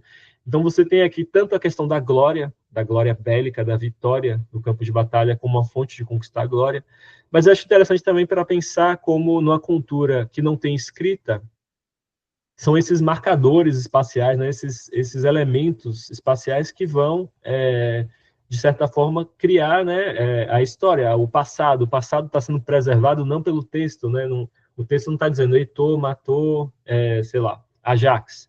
Não é isso, né? É o túmulo de Ajax que vai funcionar, que vai ocupar esse lugar textual, né? Pode falar, cara. Eu fiquei com a dúvida, isso tem um pouco a ver com a minha pesquisa, enfim. Como é que eles faziam para registrar de quem era o túmulo? Tipo, se não tinha coisa de escrever, eles faziam como? Boa pergunta. Primeira coisa, né? Isso aqui é literatura, então é ficção. Sim. A gente já tinha registros escritos na Grécia há muito tempo, e inscrições mesmo inscrições em pedra, em ferro, enfim. E muito provavelmente você já tinha registros de túmulos, né? Antes de existir a Ilíada, quanto texto escrito, provavelmente você já tinha registros escritos em túmulos, em lugares públicos, né, em praças públicas, de outras coisas que não só túmulos também, leis, por aí vai. Então, primeiro, enquanto tinha antes de haver escrita na Grécia, é muito difícil saber como é que eles faziam, porque se você não tem evidência escrita, é difícil ter história, você ter como estudar a história, né? Você tem como estudar através de evidências outras que não é escrita, mas é mais difícil. Na Ilíada, na literatura, a maneira como isso é preservado é pela memória, especialmente pelos poetas, né? Os poetas seriam esse repositório, né? Essa ferramenta de preservação da memória do passado. De uma maneira muito idealizada, porque, né, é como se a própria poesia, né, o poeta que está cantando a poesia se idealiza, né, enquanto ele idealiza a sua importância enquanto instrumento de preservação da memória. Então, a maneira como isso é preservado na poesia, na literatura, é através de rememorações, né? Da memória dos cantores, das histórias míticas, e por aí vai. Você não tem o elemento lá que está escrito Ajax foi morto por Heitor, mas você tem a memória. Alguém sabe de quem é aquele túmulo, né? Alguém guarda, preserva essa informação que vai sendo passada de geração em geração, através das canções, das histórias e por aí vai. Tudo bem, Carol? Então é meio que esse é o instrumento, né? Pode falar. Você estuda o que na sua pesquisa? Depois eu conto. Tá. Não, mas era só porque é um ponto, assim, de uma outra narrativa que fala da Ilíada, de alguém colocar o nome no túmulo. E aí eu falei, putz, mas se não tinha, então como é que é, né? Sim. Mas é Na, algo para Il- pensar depois. sim, sim. Na Ilíada não tem, a gente tem pouquíssimas referências a símbolos sequer escritos. Então, é como se Homero desconhecesse a escrita como um todo. Você tem uma referenciazinha no canto 5 que eu não coloquei aqui. Não, no canto 6, que é exatamente na história de Glauco. Quando o Glauco conta a história dele, ele tem uma referenciazinha escrita. Eu posso até enviar para vocês depois por e-mail.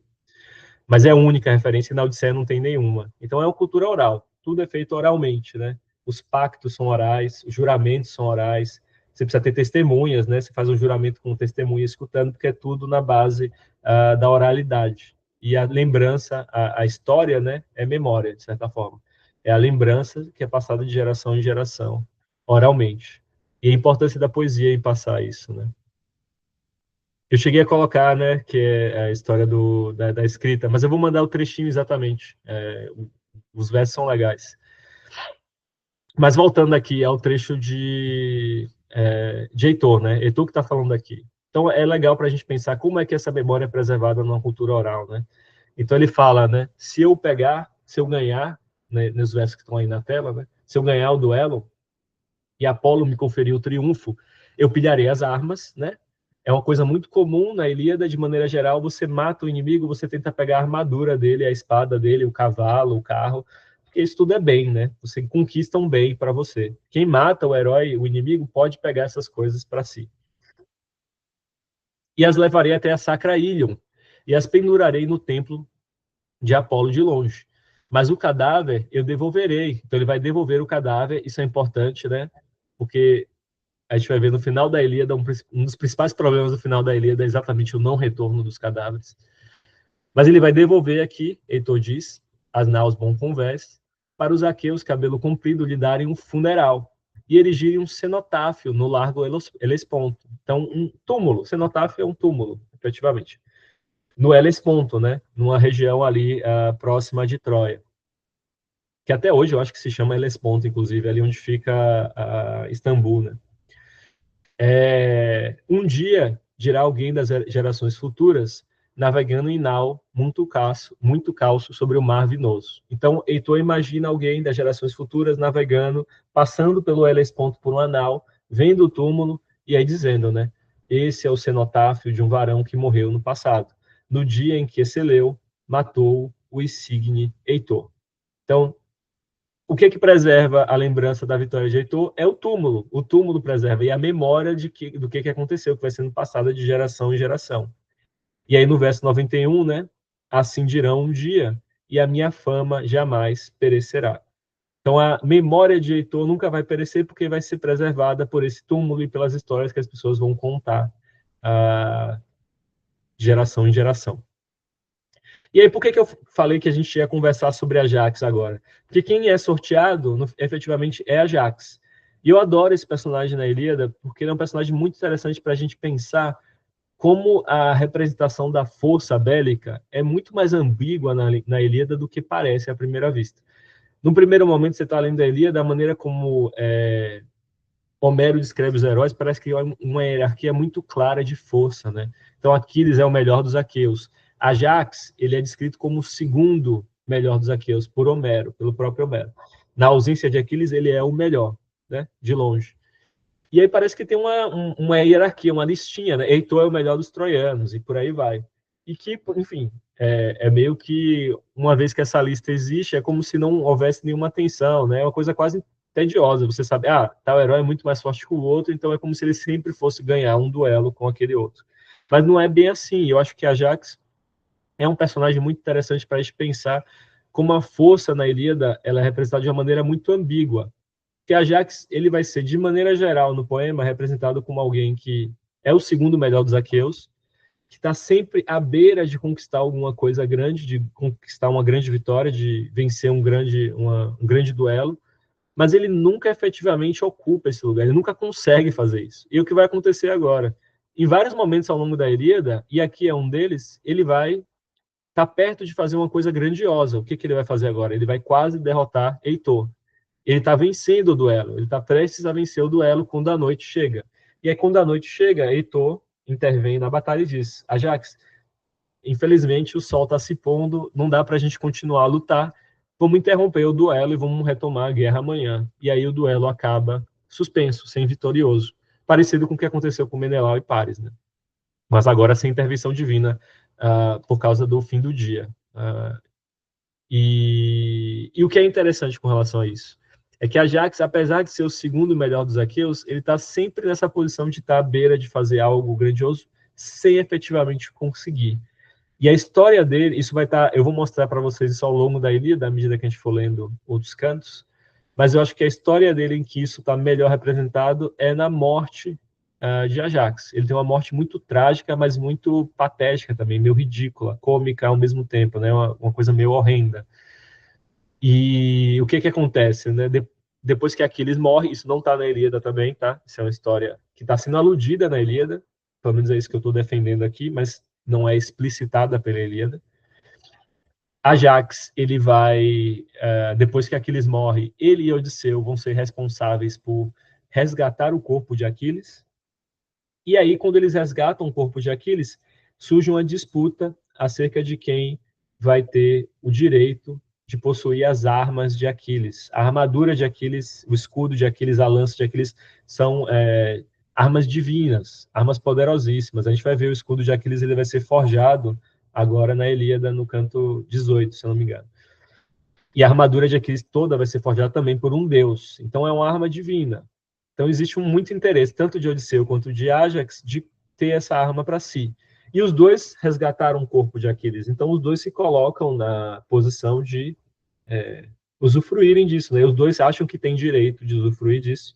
E aí vai ter uma espécie de assembleia para decidir qual dos dois vai herdar as armas de Aquiles. E nessa assembleia, Ajax basicamente vai chegar lá e vai dizer que ele é, todo mundo sabe, ele é o melhor guerreiro dos gregos na ausência de Aquiles. Então ele merece isso. Ele não só trouxe as armas de Aquiles de volta, ele não só resgatou o cadáver de Aquiles, como ele é o segundo melhor depois de Aquiles, e agora que Aquiles morreu, é justo que ele herde as armas desse herói, porque ele vai ser o novo melhor dos gregos. Só que Odisseu, esse herói mentiroso, esse herói ardiloso, astucioso, ele é um herói muito bom de retórica, de falar, de discursar.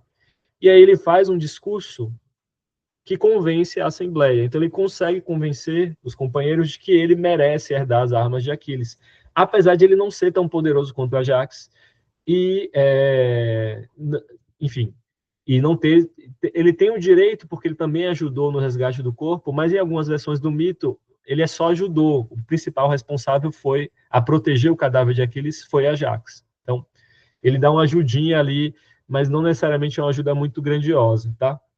Mas ele ganha. A Assembleia escuta Odisseu, o discurso dele é muito melhor que o de Ajax, convence os heróis gregos, eles decidem voltar para dar a armadura de Aquiles para Odisseu.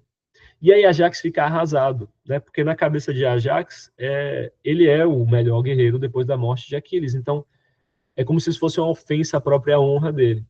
E ele enlouquece. Em algumas versões do mito, a que eu mais gosto é que ele enlouquece, saca a espada e começa a matar todo mundo do acampamento grego. Mas aí depois ele se dá conta que, na verdade, ele estava matando vacas. Ele estava enlouquecido, ele não conseguia ver direito. Ele mata várias vacas achando que ele estava matando Agamemnon, Odisseu, Diomedes, os heróis gregos, né? E aí, quando ele percebe o que ele fez, e aí ele sentiu uma vergonha imensa, né, de ter feito aquilo, de ter matado vacas achando que estava matando gregos, ele se mata, né? Ele se empala, né? Ele se flagela com a própria espada, que é essa representação do vaso que eu coloquei aí, do suicídio de Ajax.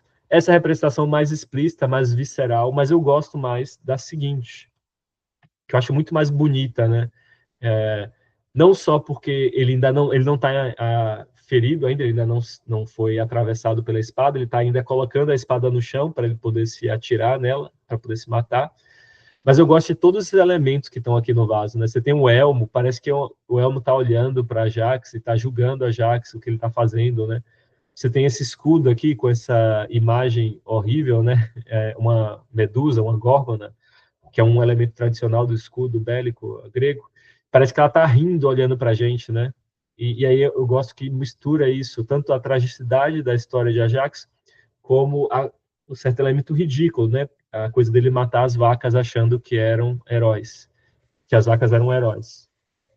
Só um segundo, meu telefone está tocando aqui. Deixa eu só desligar, tá? Parou?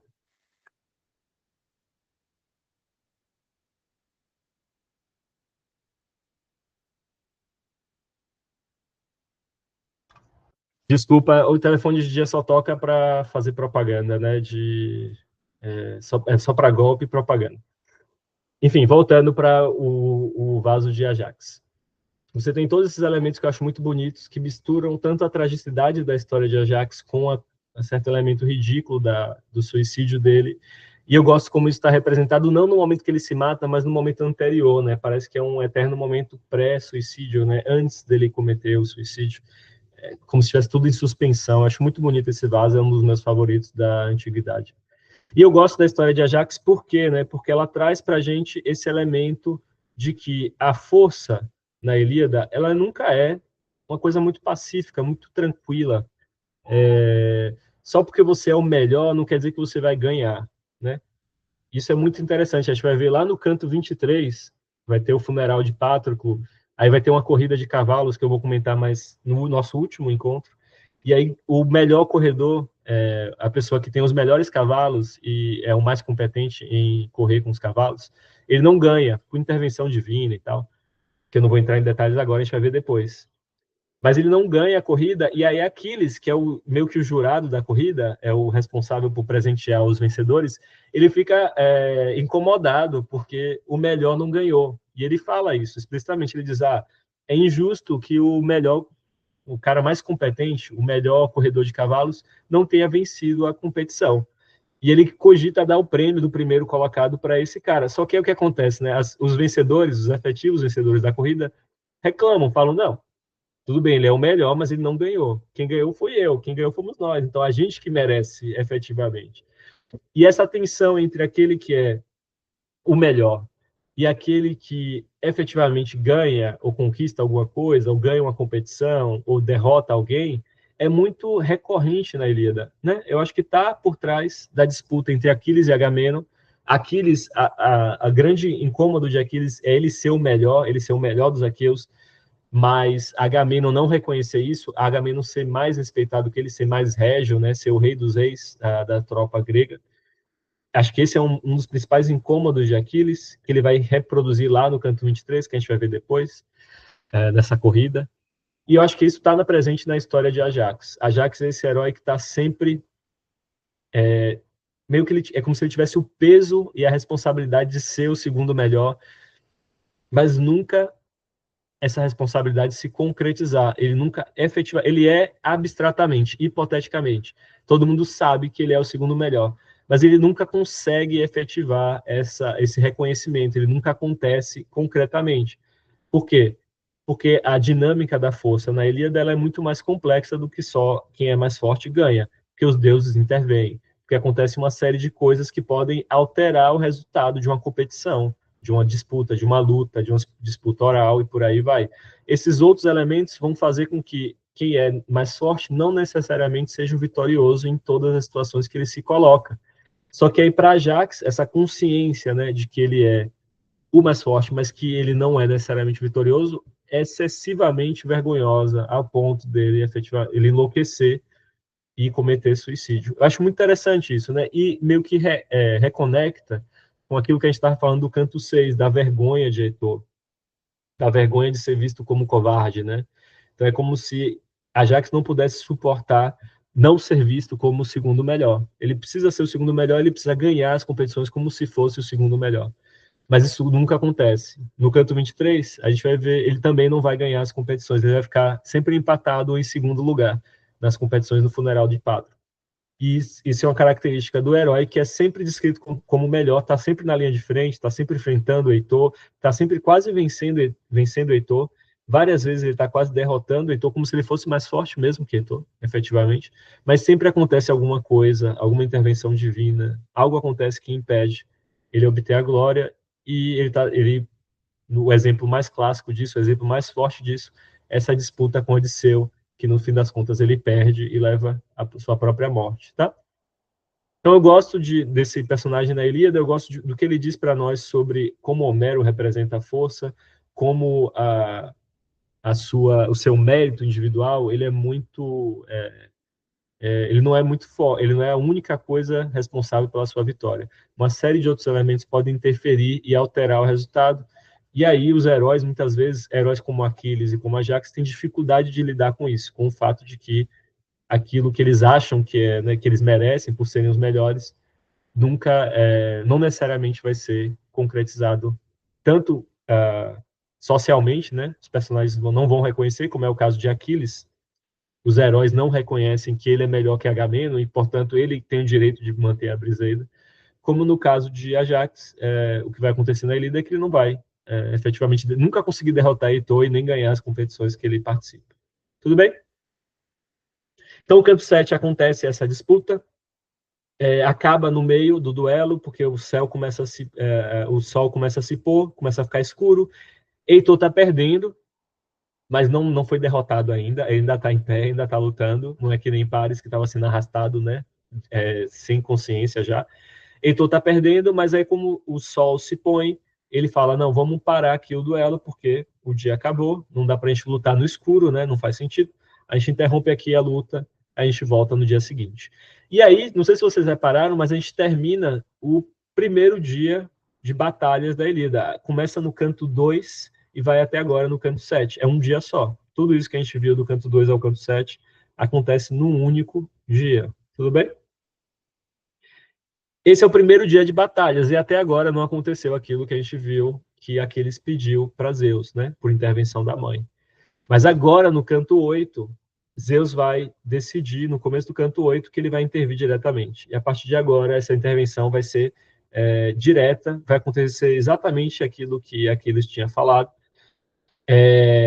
E os outros deuses, Zeus vai dizer para os outros deuses que eles não intervenham mais, que a partir de agora só ele pode intervir no campo de batalha. Se alguém tentar intervir, ele vai ficar muito bravo.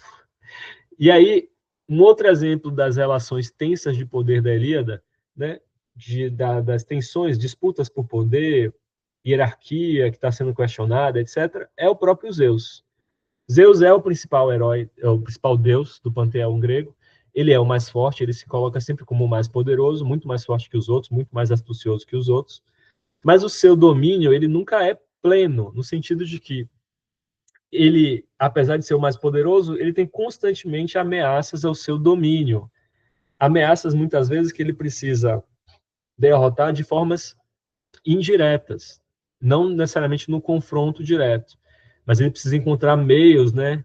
Às vezes negociar algumas coisas, fazer alguns acordos, aceitar algumas coisas, fazer concessões para poder manter o equilíbrio de poder do poema em xeque, né? Não perder o controle do panteão olímpico.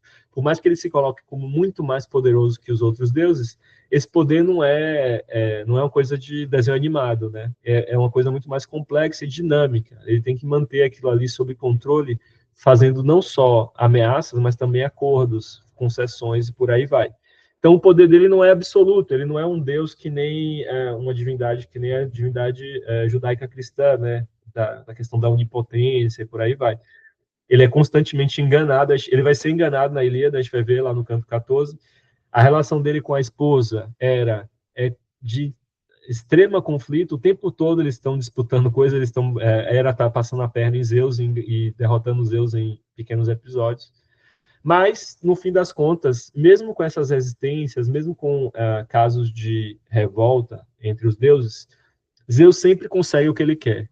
É uma coisa meio assim, indiretamente, ele sempre consegue que as coisas aconteçam do jeito que ele diz que vai acontecer. Por mais que os deuses intervenham e tentem mudar a vontade dele, de alguma forma as coisas acontecem e saem do jeito que ele planejava desde o começo, que é uma característica de um deus astucioso. Zeus ele incorpora tanto a força quanto a astúcia, tanto a inteligência quanto a força bélica.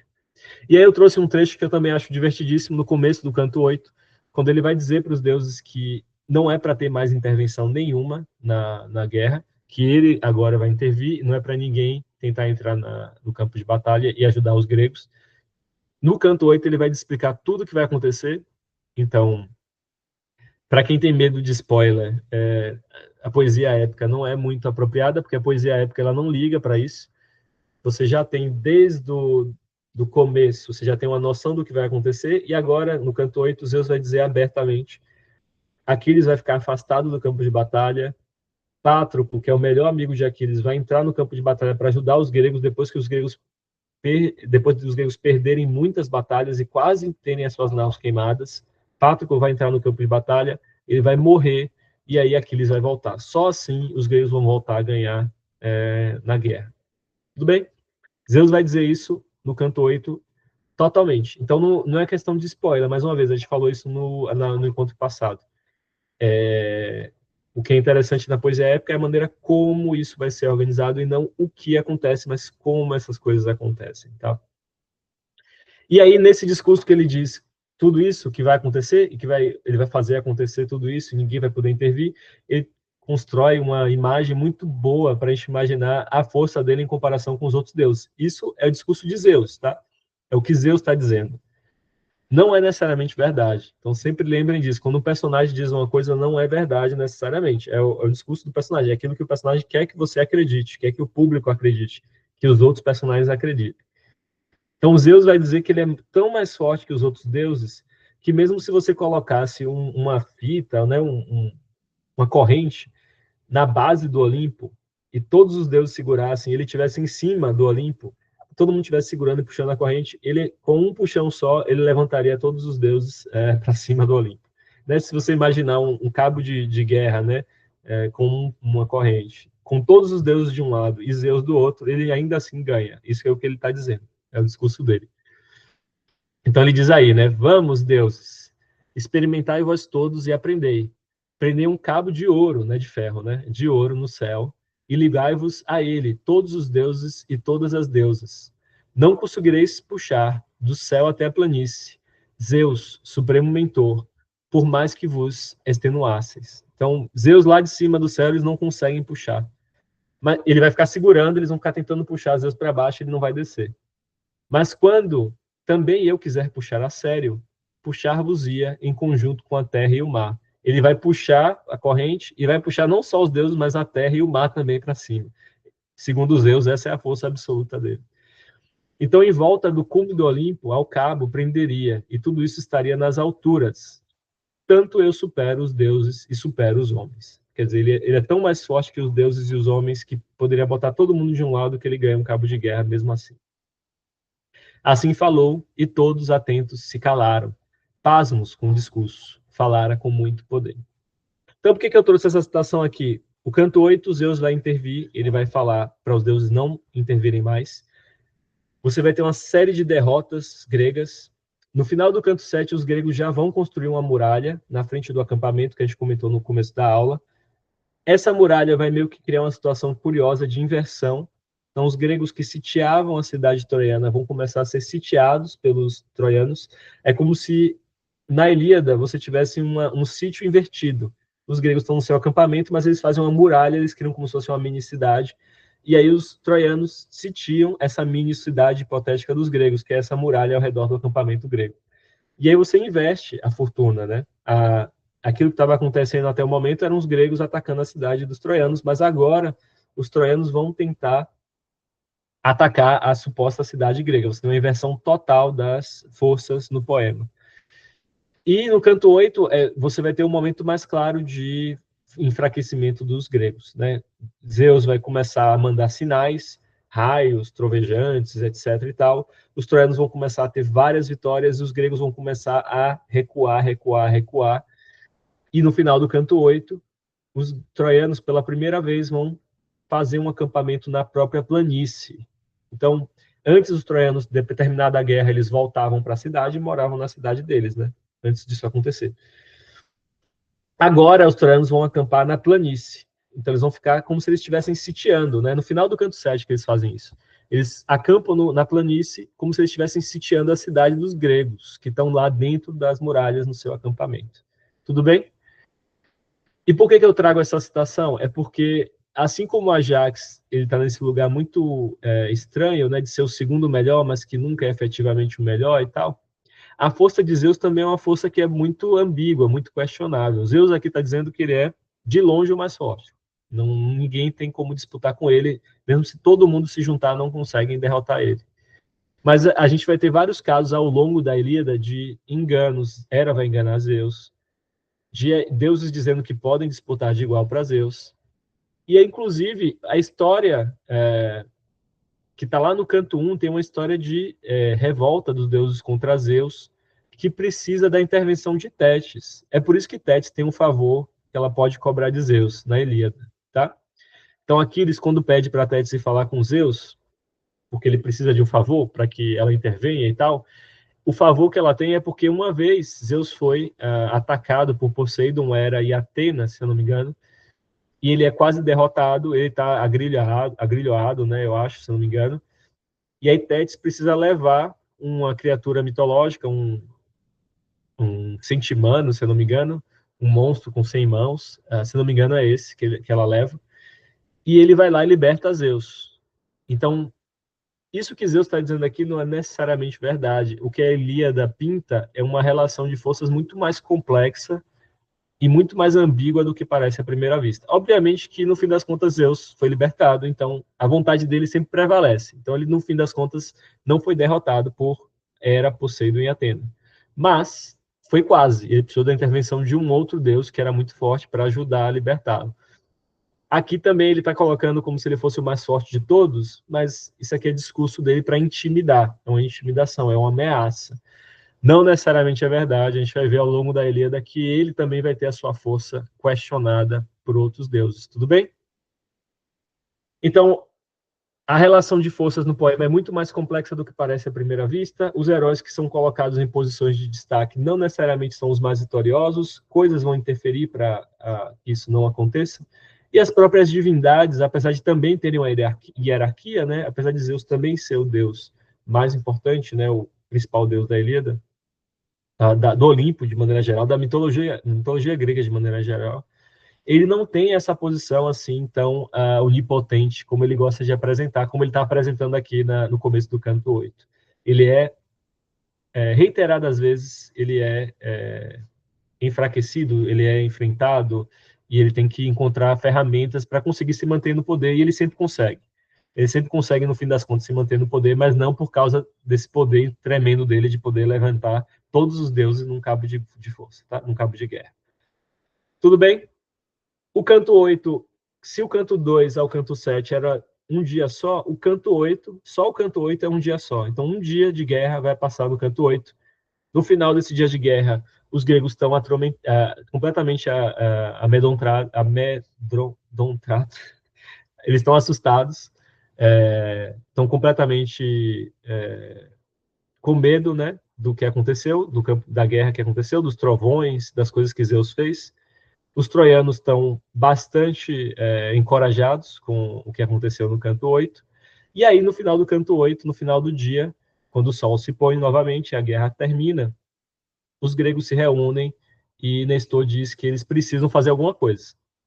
Eles precisam fazer alguma coisa para retomar as rédeas da guerra, porque está claro que eles não vão vencer a guerra sem Aquiles.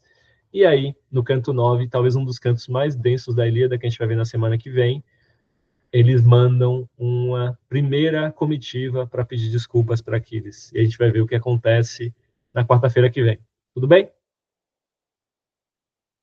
Dúvidas, comentários, qualquer coisa que vocês quiserem fazer, podem fazer. Eu posso também parar a gravação, se vocês não quiserem falar na gravação. Eu posso parar agora e depois vocês falarem. Se tiverem alguma coisa para falar, fiquem à vontade. Qualquer dúvida, qualquer comentário, só dizer, tá bom? Eu vou parar a gravação agora.